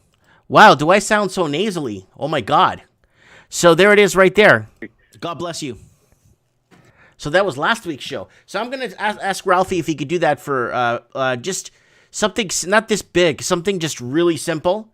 And that's it. Just simple, and then just like a link to the live, and then I could backtrack and rip off the MP3, my videos, and just take the audio only, and let that play the Mike in the Night shows. I got several hundred shows, so it'll be looping through all kinds of stuff day in, day night, and then after it might show the title of what the show is, so people could see what year and month it was, which is really nice too. That'll be good. Lord Humongous says, Mike, that actually sounded good. I know. Yeah, we're going to get Supreme Canon on. I want to talk to Supreme. I'm going to get him back on the show again. We had him on last week, but very short time. And AI is calling right now. I'm done, AI. I'm done. That's Markets Education. Don't forget to check him out. Yeah, we'll go from there, guys. It's 3 hours now. I am done for the night. Guys, don't forget, Mr. Singh has said, please get Supreme on your show to talk about the insane home prices. We'll do that on Wednesday, because we're going to be discussing incomes. I did a video here. If you haven't seen it, guys, let me go to my channel. I'm going to give you guys a video I really need you guys to watch. It's this one here. It's Canadian Housing Market WTF. You want to watch this video because it's very important, because this one tells you how much, if you're living in Canada, I don't care where you live. If you speak English, the country you're in speaks English, please watch this video because you're gonna want to see how much you need to make to be able to live in these cities in Canada. You're not gonna believe it. I don't care if you're in LA, Colorado, if you're in Perth. Watch this video, and you're gonna see there's people commenting from all over the world on here, from their neck of the woods where this is happening. I need you guys to come on this and comment on this, because this is so right here. To buy a house, average household in Toronto needs to make $178,000 a year to buy a non-condo. So to buy an average home that you would have bought in 1980, where you had one income and interest rates were at 13%, and you paid it off in a couple of years. Anyways, I'm not going to get into that tonight. Wednesday night show, let me plug that real quick. If you're still watching, thank you very much. Let's go to Wednesday night show. When it was my channel, videos, right here. Let's talk housing market, stocks, and crashes. We're going to get Peter Leeds on the show, on this show, when he gets some time to give us an update on what's happening. But there it is. This is Let's Talk Housing, Money, Stocks, and Crashes. Let me know what you guys think in the comments below, guys. Let's play some Mike in the Night's closing tune, songy thingy here. Where did I put it? Oh, there it is. And to crank up a little bit of the audio. That is ralphie.co.New Zealand.